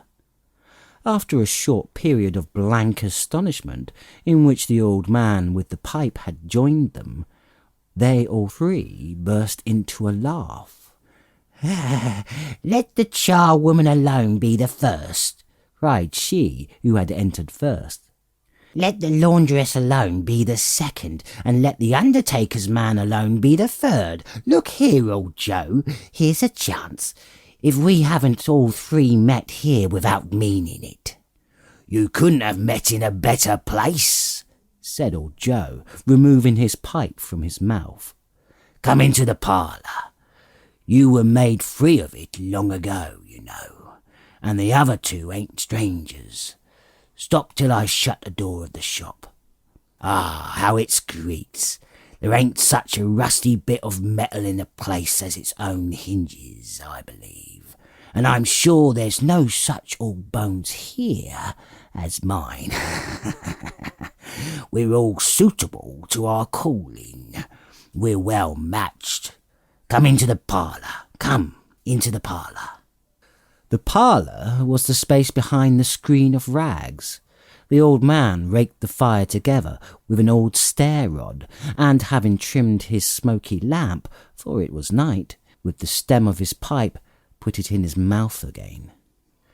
While he did this, the woman who had already spoken threw her bundle on the floor and sat down in a flaunting manner on a stool, crossing her elbows on her knees and looking with a bold defiance at the other two. "What odds, then? What odds, Mrs. Dilber?" said the woman. "Every person has a right to take care of themselves. He always did." "That's true indeed," said the laundress. "No man more so." "Well then, don't stand staring as if you was afraid, woman. Who's the wiser? We're not going to pick holes in each other's coats, I suppose?" "No, indeed," said Mrs. Dilber and the man together. "We should hope not." "Very well, then," cried the woman. "That's enough. Who's the worse for the loss of a few things like these? Not a dead man, I suppose?" "No, indeed," said Mrs. Dilber, laughing. "If he wanted to keep 'em after he was dead, a wicked old screw," pursued the woman, "why wasn't he natural in his lifetime? If he had been, he'd have had somebody look after him when he was struck with death, instead of lying, gasping out his last there, alone by himself."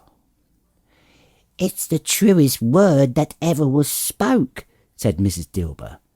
"It's a judgment on him." "I wish it was a little heavier judgment," replied the woman.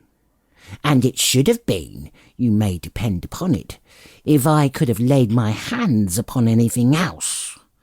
Open that bundle, old Joe, and let me know the value of it. Speak out plain. I'm not afraid to be the first, nor afraid for them to see it." He knew pretty well that we were helping ourselves before we met here, I believe. It's no sin. Open the bundle, Joe. But the gallantry of her friends would not allow of this, and the man in faded black, mounting the breach first, produced his plunder. It was not extensive.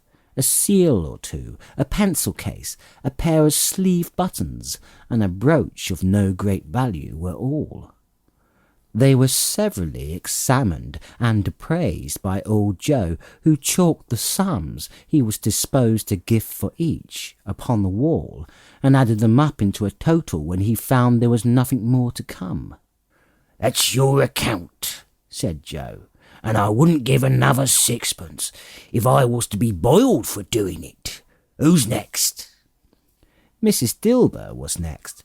Sheets and towels, a little wearing apparel, 2 old-fashioned silver teaspoons, a pair of sugar tongs, and a few boots. Her account was stated on the wall in the same manner. "I always give a little too much to the ladies.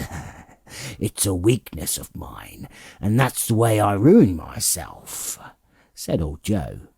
"That's your account. If you asked me for another penny and made it an open question, I'd repent of being so liberal and knock off half a crown."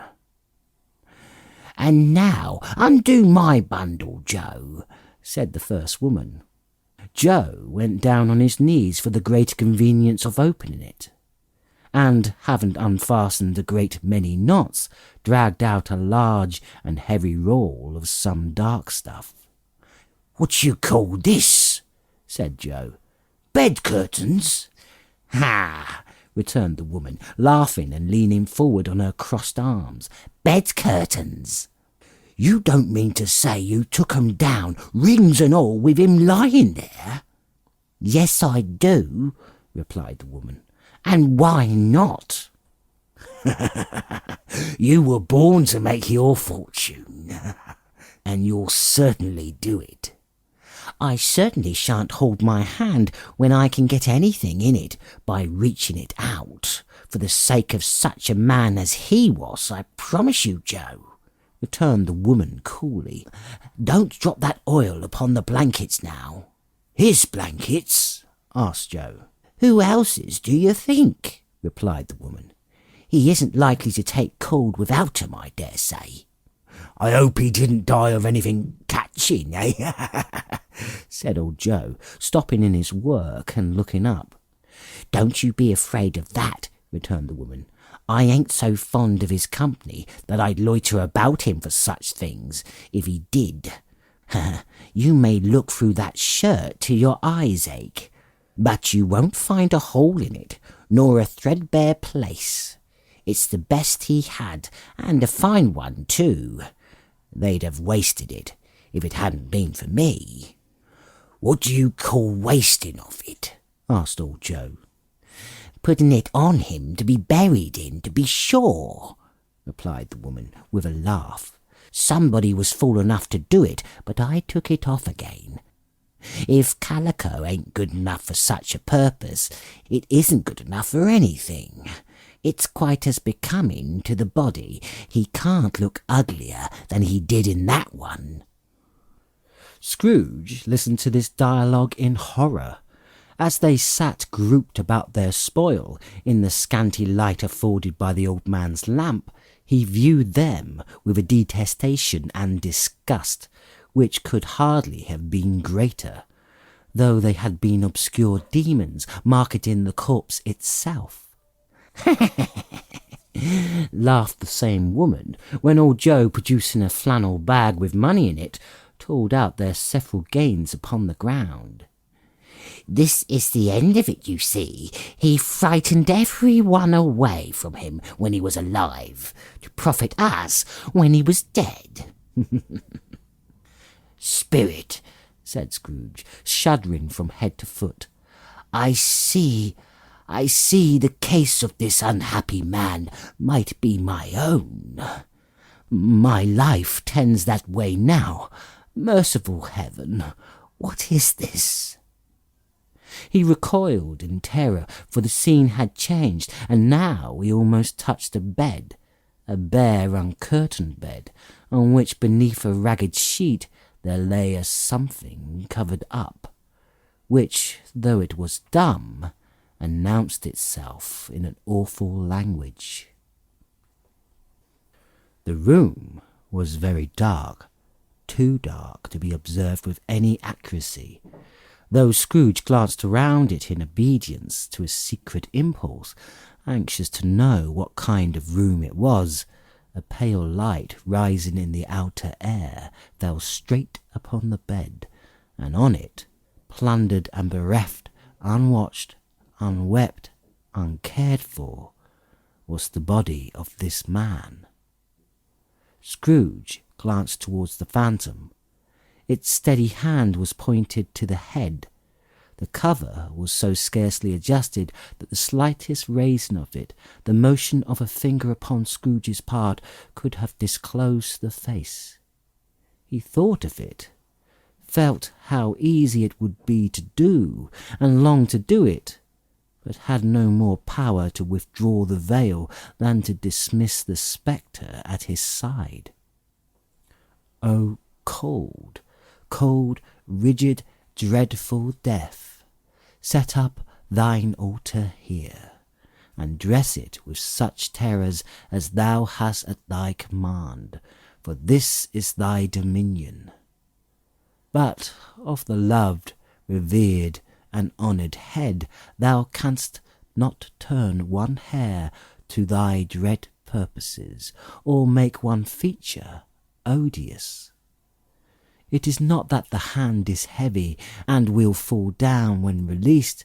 It is not that the heart and pulse are still, but that the hand was open, generous, and true, the heart brave, warm, and tender, and the pulse a man's.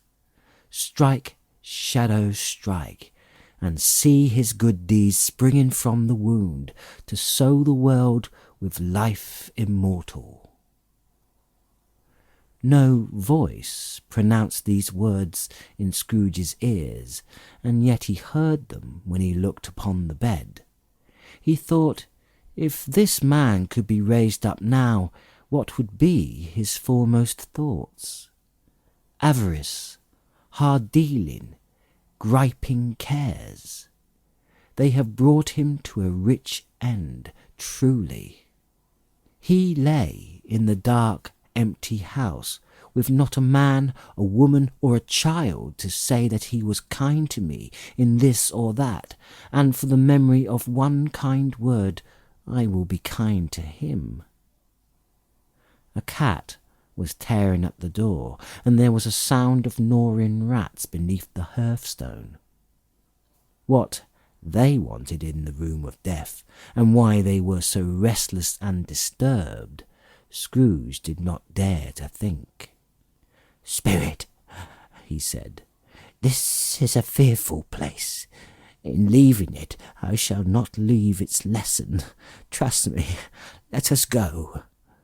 Still the ghost pointed with an unmoved finger to the head. "I understand you, and I would do it if I could, but I have not the power, Spirit. I have not the power." Again it seemed to look upon him. "If there is any person in the town who feels emotion caused by this man's death, show that person to me, Spirit. I beseech you." The phantom spread its robe before him for a moment like a wing, and withdrawing it, revealed a room by daylight where a mother and her children were. She was expecting someone, and with anxious eagerness, for she walked up and down the room, started at every sound, looked out from the window, glanced at the clock, tried, but in vain, to work with her needle, and could hardly bear the voices of the children in their play. At length the long-expected knock was heard. She hurried to the door and met her husband, a man whose face was careworn and depressed, though he was young.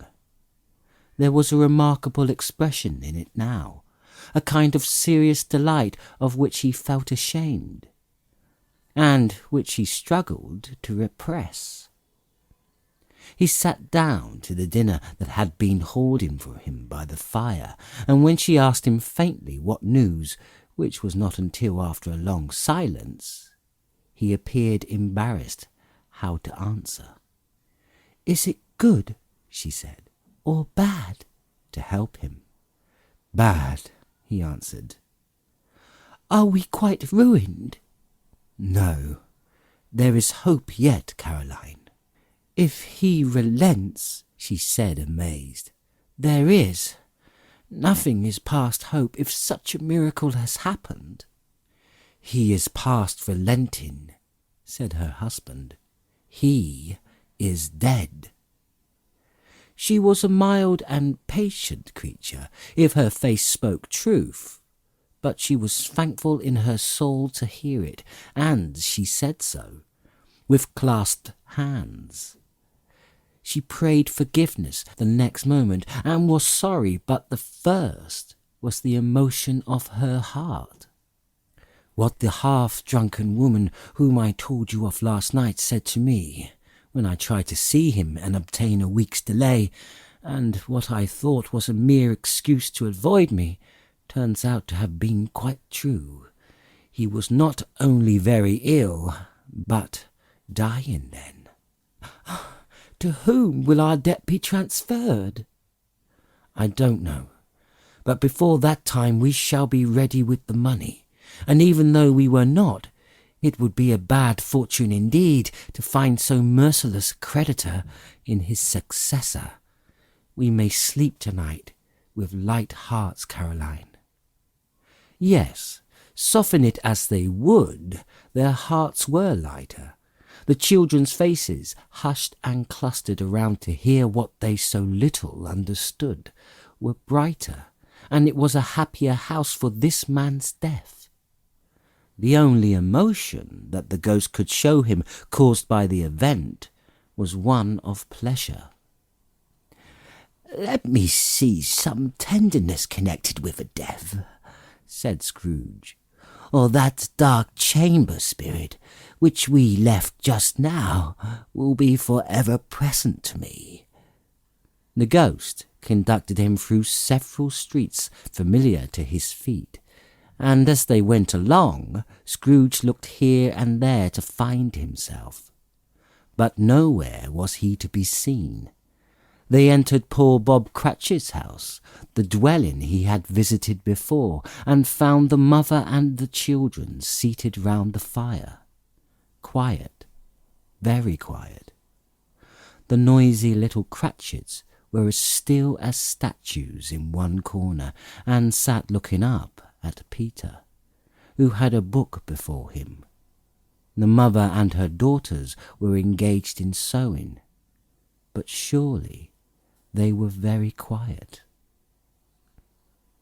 And he took a child and set him in the midst of them. Where had Scrooge heard those words? He had not dreamed them. The boy must have read them out as he and the spirit crossed the threshold. Why did he not go on? The mother laid her work upon the table and put her hand up to her face. "The colour hurts my eyes," she said. The colour? Ah, poor Tiny Tim. "They're better now again," said Cratchit's wife. "It makes them weak by candlelight, and I wouldn't show weak eyes to your father when he comes home for the world.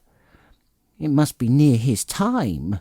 "Past it, rather," Peter answered, shutting up his book. "But I think he has walked a little slower than he used these few last evenings, mother." They were very quiet again. At last she said, and in a steady, cheerful voice that only faltered once, I have known him walk with Tiny Tim upon his shoulder, very fast indeed." "And so have I," cried Peter. "Often." "And so have I," exclaimed another. So had all. "But he was very light to carry," she resumed, intent upon her work, "and his father loved him so, that it was no trouble, no trouble. Oh, and there is your father at the door." She hurried out to meet him, and little Bob, in his comforter, he had need of it, poor fellow, came in. His tea was ready for him on the hob, and they all tried who should help him to it most.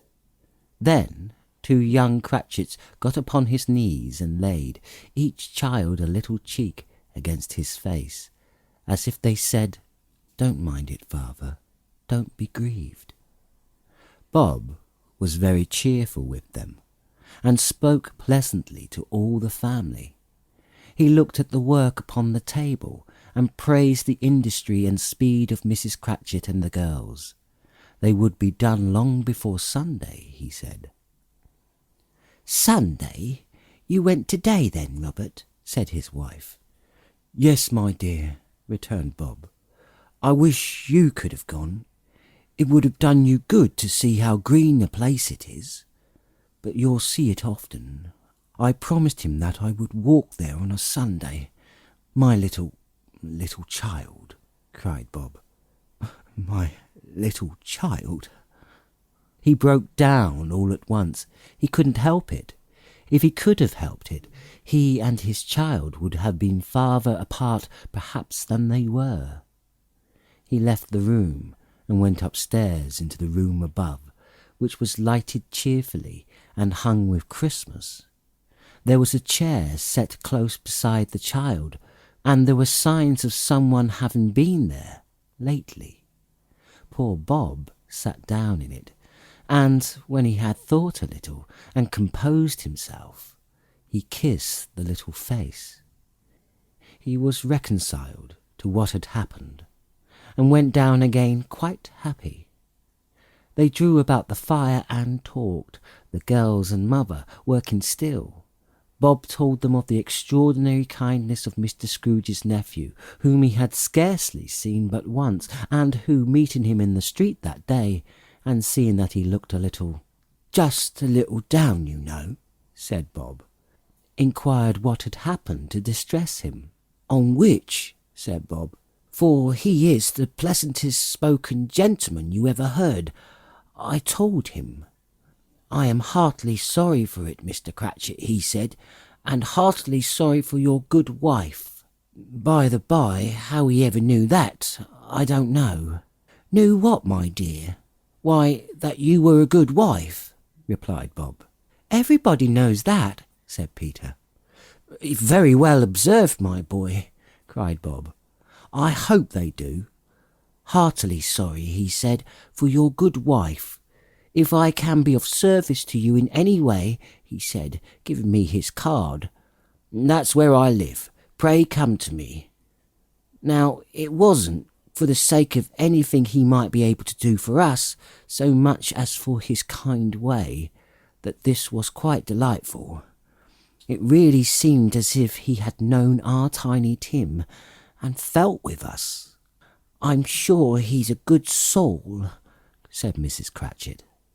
"You would be sure of it, my dear," returned Bob, "if you saw and spoke to him.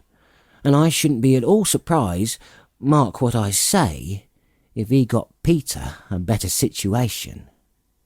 "Oh, only hear that, Peter," said Mrs. Cratchit. "And then," cried one of the girls, "Peter will be keeping company with someone and setting up for himself." "Get along with you," retorted Peter, grinning. "It's just as likely as not," said Bob. "One of these days, though. There's plenty of time for that, my dear. But however and whenever we part from one another, I am sure we shall none of us forget poor Tiny Tim, shall we? For this first parting that there was among us." "Never, father," cried they all. "I know," said Bob. "I know, my dears. And when we recollect how patient and how mild he was, although he was a little child, we shall not quarrel easily among ourselves and forget poor Tiny Tim in doing it." "No, never, father," they all cried again. "I am very happy," said little Bob. "I am very happy." Mrs. Cratchit kissed him. His daughters kissed him. The 2 young Cratchits kissed him. And Peter and himself shook hands. Spirit of Tiny Tim, thy childish essence was from God. "Spectre," said Scrooge, "something informs me that our parting moment is at hand. I know it, but I know not how. Tell me what man that was whom we saw lying dead." The ghost of Christmas yet to come conveyed him, as before, though at a different time, he thought. Indeed, there seemed no order in these latter visions, save that they were in the future, into the resorts of business men, but showed him not himself. Indeed, the spirit did not stay for anything, but went straight on, as to the end just now desired, until besought by Scrooge to tarry for a moment. "This court," said Scrooge, "through which we hurry now, is where my place of occupation is. It has been for a length of time. I see the house. Let me behold what I shall see in days to come." The spirit stopped. The hand was pointed elsewhere. "The house is yonder," Scrooge exclaimed. "Why do you point away?" The inexorable finger underwent no change. Scrooge hastened to the window of his office and looked in. It was an office still, but not his. The furniture was not the same, and the figure in the chair was not himself. The phantom pointed as before. He joined it once again, wondering why and whither he had gone, accompanied it until they reached an iron gate. He paused to look around before entering. A churchyard. Here, then, the wretched man whose name he had now to learn lay underneath the ground. It was a worthy place, walled in by houses, overrun by grass and weeds, the growth of vegetation's death, not life, choked up with too much burying, fat with repleted appetite. A worthy place. The spirit stood among the graves and pointed down to one. He advanced towards it, trembling. The phantom was exactly as it had been, but he dreaded that he saw new meaning in its solemn shape. Before I draw nearer to that stone to which you point," said Scrooge, "answer me one question. Are these the shadows of things that will be, or are they the shadows of things that may be only?" Still the ghost pointed downward to the grave by which it stood. "Men's courses will foreshadow certain ends, to which, if persevered in, they must lead. But if the courses be departed from, the ends will change. Say it is thus with what you show me." The spirit was immovable as ever. Scrooge crept towards it, trembling as he went, and following the finger, read upon the stone of the neglected grave his own name, Ebenezer Scrooge. "I am that man who lay upon the bed," he cried, upon his knees. The finger pointed from the grave to him and back again. "No, spirit! Oh, no, no!" The finger still was there. "Spirit!" he cried, tight clutching at his robe. "Hear me! I am not the man I was. I will not be the man I must have been but for this intercourse. Why show me this, if I am past all hope?" For the first time the hand appeared to shake. "Good spirit," he pursued, as down upon the ground he fell before it, "your nature intercedes for me and pities me.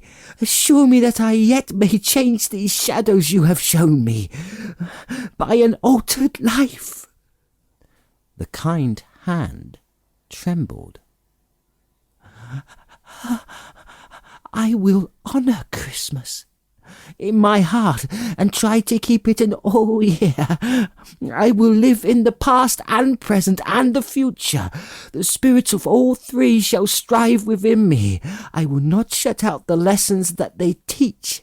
Oh, tell me that I may sponge away the writing on this stone." In his agony, he caught the spectral hand. It sought to free itself, but he was strong in his entreaty and detained it. The spirit, stronger yet, repulsed him. Holding up his hands in a last prayer to have his fate reversed, he saw an alteration in the phantom's hood and dress. It shrunk, collapsed, and dwindled down into a bedpost. Stave 5. The end of it. Yes, and the bedpost was his own. The bed was his own. The room was his own. Best and happiest of all, the time before him was his own to make amends in. I will live in the past, the present, and the future," Scrooge repeated as he scrambled out of bed. "The spirits of all three shall strive within me. Oh, Jacob Marley, heaven and the Christmas time be praised for this. I say it on my knees. Oh, Jacob, on my knees." He was so fluttered and so glowing with his own good intentions that his broken voice would scarcely answer to his call. He had been sobbing violently in his conflict with the spirit, and his face was wet with tears. "Ha! They are not torn down," cried Scrooge, folding out one of his bed curtains in his arms. "They are not torn down, rings and all. They are here. I am here, and the shadows of the things that would have been may be dispelled. They will be. I know they will." His hands were busy with his garments all this time, turning them inside out, putting them on upside down, tearing them, mislaying them, making them parties to every kind of extravagance. "Oh, I don't know what to do," cried Scrooge, laughing and crying in the same breath, and making a perfect Laocoon of himself with his stockings. I'm as light as a feather. I'm as happy as an angel. I'm as merry as a schoolboy. I'm as giddy as a drunken man. A Merry Christmas to everybody. A Happy New Year to all the world. Hello here. Whoop, hello." He had frisked into the sitting room and was now standing there perfectly winded. There's the saucepan that the gruel was in," Scrooge cried, starting off again and going round the fireplace. "There's the door by which the ghost of Jacob Marley entered. There's the corner where the ghost of Christmas Present sat. Oh, there's the window where I saw the wandering spirits. It's all right here. It's all true. It all happened." Really, for a man who had been out of practice for so many years, it was a splendid laugh, a most illustrious laugh, the father of a long, long line of brilliant laughs. "I don't know what day of the month it is," said Scrooge. "I don't know how long I've been among the spirits. I don't know anything. I'm quite a baby. Never mind, I don't care. I'd rather be a baby. Hello, whoop, hello there." He was checked in his transports by the churches ringing out of the lustiest peals he had ever heard. Clash, clang, hammer, ding-dong, bell. Ding-dong, hammer, clang, clash. Oh, glorious, glorious. Running to the window, he opened it and put out his head. No fog, no mist, clear, bright, jovial, stirring, cold, cold, piping for the blood to dance to. Golden sunlight, heavenly sky, sweet, fresh air, merry bells. Oh, glorious, glorious. "What's today?" cried Scrooge, calling downward to a boy in Sunday clothes, who perhaps had loitered in to look about him. "Eh?" returned the boy, with all his might of wonder. "What's today, my fine fellow?" said Scrooge. "Today?" replied the boy. "Why, it's Christmas Day." "It's Christmas Day? I haven't missed it. The spirits have done it all in one night. They can do anything they like. Of course they can. Of course they can. Hello, my fine fellow. Hello, returned the boy. Do you know the portiers in the next street but one, at the corner? I should hope so. Oh, an intelligent boy. A remarkable boy. Do you know whether they've sold the prize turkey that was hanging up there? Not the little prize turkey, the big one. What, the one as big as me? Returned the boy. Oh, what a delightful boy. It's a pleasure to talk to him. Yes, my buck. It's hanging there now, replied the boy. Is it? Go and buy it. Walk here? Exclaimed the boy. No. I'm in earnest. Go and buy it, and tell 'em bring it here, that I may give them direction where to take it. Come back with the man, and I'll give you a shilling. Come back with him in less than 5 minutes, and I'll give you half a crown. The boy was off like a shot. He must have had a steady hand at a trigger who could have got a shot off half so fast. I'll send it to Bob Cratchit's, whispered Scrooge, rubbing his hands and splitting with a laugh. He shan't know who sends it. It's twice the size of Tiny Tim. Joe Miller never made such a joke as sending it to Bob's will be. The hand in which he wrote the address was not a steady one, but write it he did, somehow, and went downstairs to open the street door, ready for the coming of the portier's men. As he stood there, waiting his arrival, the knocker caught his eye. I shall love it, as long as I live, cried Scrooge, patting it with his hand. I scarcely ever looked at it before. What an honest expression it has in its face.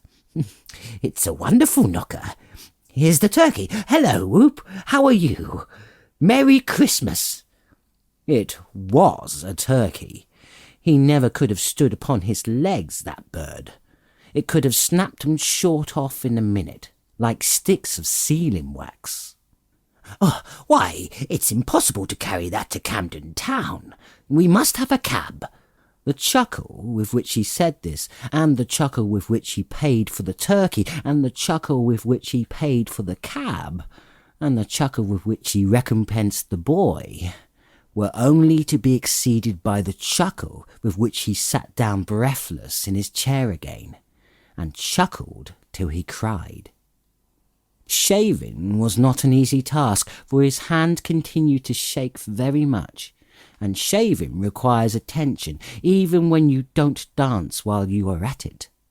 But if he had cut the end of his nose off, he would have put a piece of sticking plaster over it, and been quite satisfied. He dressed himself, all in his best, and at last got out into the streets.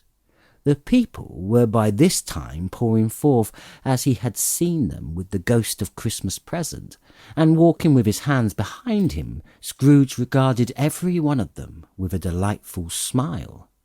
He looked so irresistibly pleasant, in a word, that 3 or 4 good-humoured fellows said, "Good morning, sir, and Merry Christmas to you." And Scrooge said often afterwards that of all the blithe sounds he had ever heard, those were the blithest in his ears. He had not gone far when, coming on towards him, he beheld the portly gentleman, who had walked into his counting-house the day before and said, "Scrooge Marley's, I believe." It sent a pang across his heart to think how this old gentleman would look upon him when they met, but he knew what path lay straight before him, and he took it. "My dear sir," said Scrooge, quickening his pace, and taking the old gentleman by both hands, "how do you do? I hope you succeeded yesterday. It was very kind of you. A Merry Christmas to you, sir." Mr. Scrooge? "Yes, that is my name, and I fear it may not be pleasant to you. Allow me to ask your pardon. And will you have the goodness?" Here Scrooge whispered in his ear. "Lord bless me!" cried the gentleman, as if his breath were taken away. "My dear Mr. Scrooge, are you serious?" "If you please," said Scrooge. Not a farthing less. A great many back payments are included in it, I assure you. Will you do me that favour? Yes, dear sir, said the other, shaking hands with him. I don't know what to say. It's such a...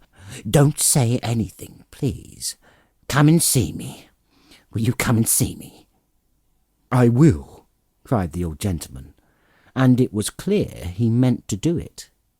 Thank ye. I am much obliged to you. I thank you 50 times. Bless you. He went to church and walked about the streets and watched the people hurrying to and fro, and patted the children on the head and questioned beggars, and looked down into the kitchens of houses and up to the windows, and found that everything could yield him pleasure. He had never dreamed that any walk, that anything could give him so much happiness. In the afternoon he turned his steps towards his nephew's house. He passed the door a dozen times before he had the courage to go up and knock, but he made a dash and did it. Is your master at home, my dear? Said Scrooge to the girl. A nice girl, very. Yes, sir. Where is he, my love? He's in the dining room, sir, along with his mistress. I'll show you upstairs, if you please. Thank ye. He knows me, said Scrooge, with his hand already on the dining-room lock. I'll go in here, my dear. He turned it gently and sidled his face in round the door. They were looking at the table, which was spread out with a great array, for these young housekeepers are always nervous at such points, and like to see everything is right. Fred, said Scrooge. Dear heart alive, how his niece by marriage started. Scrooge had forgotten for the moment about her sitting in the corner with the footstool, or he wouldn't have done it on any account. Why, bless my soul, cried Fred. Who's that? It is I, your Uncle Scrooge. I have come to dinner. Will you let me in, Fred? Let him in? It is a mercy he didn't shake his arm off. He was at home in 5 minutes. Nothing could be heartier. His niece looked just the same. So did Topper when he came in. So did the plump sister when she came in. So did everyone when they came in. Wonderful party, wonderful games, wonderful unanimity, wonderful happiness. But he was early at the office next morning. Oh, he was early there. If he could only be the first and catch Bob Cratchit coming late. That was the thing he had set his heart upon. And he did it. Yes, he did. The clock struck 9, no Bob. 1:15, no Bob. He was full 18 minutes and a half behind his time. Scrooge sat with the door wide open that he might see him come into the tank. His hat was off before he opened the door, his comforter too. He was on his stall in a jiffy, driving away with his pen, as if he were trying to overtake 9 o'clock. Hello, growled Scrooge, in his accustomed voice, as near as he could feign it. What do you mean by coming here at this time of day? I'm very sorry, sir, said Bob. I am behind my time. You are, repeated Scrooge. Yes, I think you are. Step this way, sir, if you please.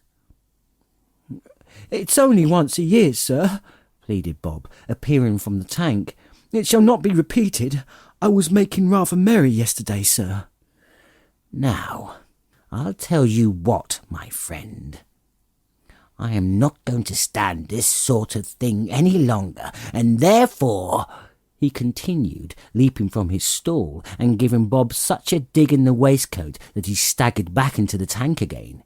And therefore, I am about to raise your salary.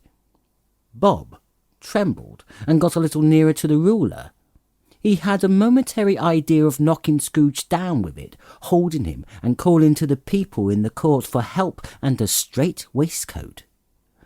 "A Merry Christmas, Bob," said Scrooge, with an earnestness that could not be mistaken, as he clapped him on the back. "A merrier Christmas, Bob, my good fellow, than I have given you for many a year. I will raise your salary and endeavour to assist your struggling family, and we will discuss your affairs this very afternoon. Over a Christmas ball of smoking bishop, Bob. Make the fires, and buy another coal scuttle before you dot another I, Bob Cratchit." Scrooge was better than his word. He did it all, and infinitely more, and to Tiny Tim, who did not die, he was a second father. He became as good a friend, as good a master, and as good a man as the good old city knew, or any other good old city town, or borough in the good old world. Some people laughed to see the alteration in him, but he let them laugh, and little heeded them, for he was wise enough to know that nothing ever happened on this globe for good at which some people did not have their fill of laughter in the onset, and knowing that such as these would be blind anyway, he thought it quite as well that they should wrinkle up their eyes in grins, as have the malady in less attractive forms. His own heart laughed, and that was quite enough for him. He had no further intercourse with spirits, but lived upon the total abstinence principle ever afterwards, and it was always said of him that he knew how to keep Christmas well, if any man alive possessed the knowledge. May that be truly said of us, and all of us. And so, as Tiny Tim observed, God bless us, every one.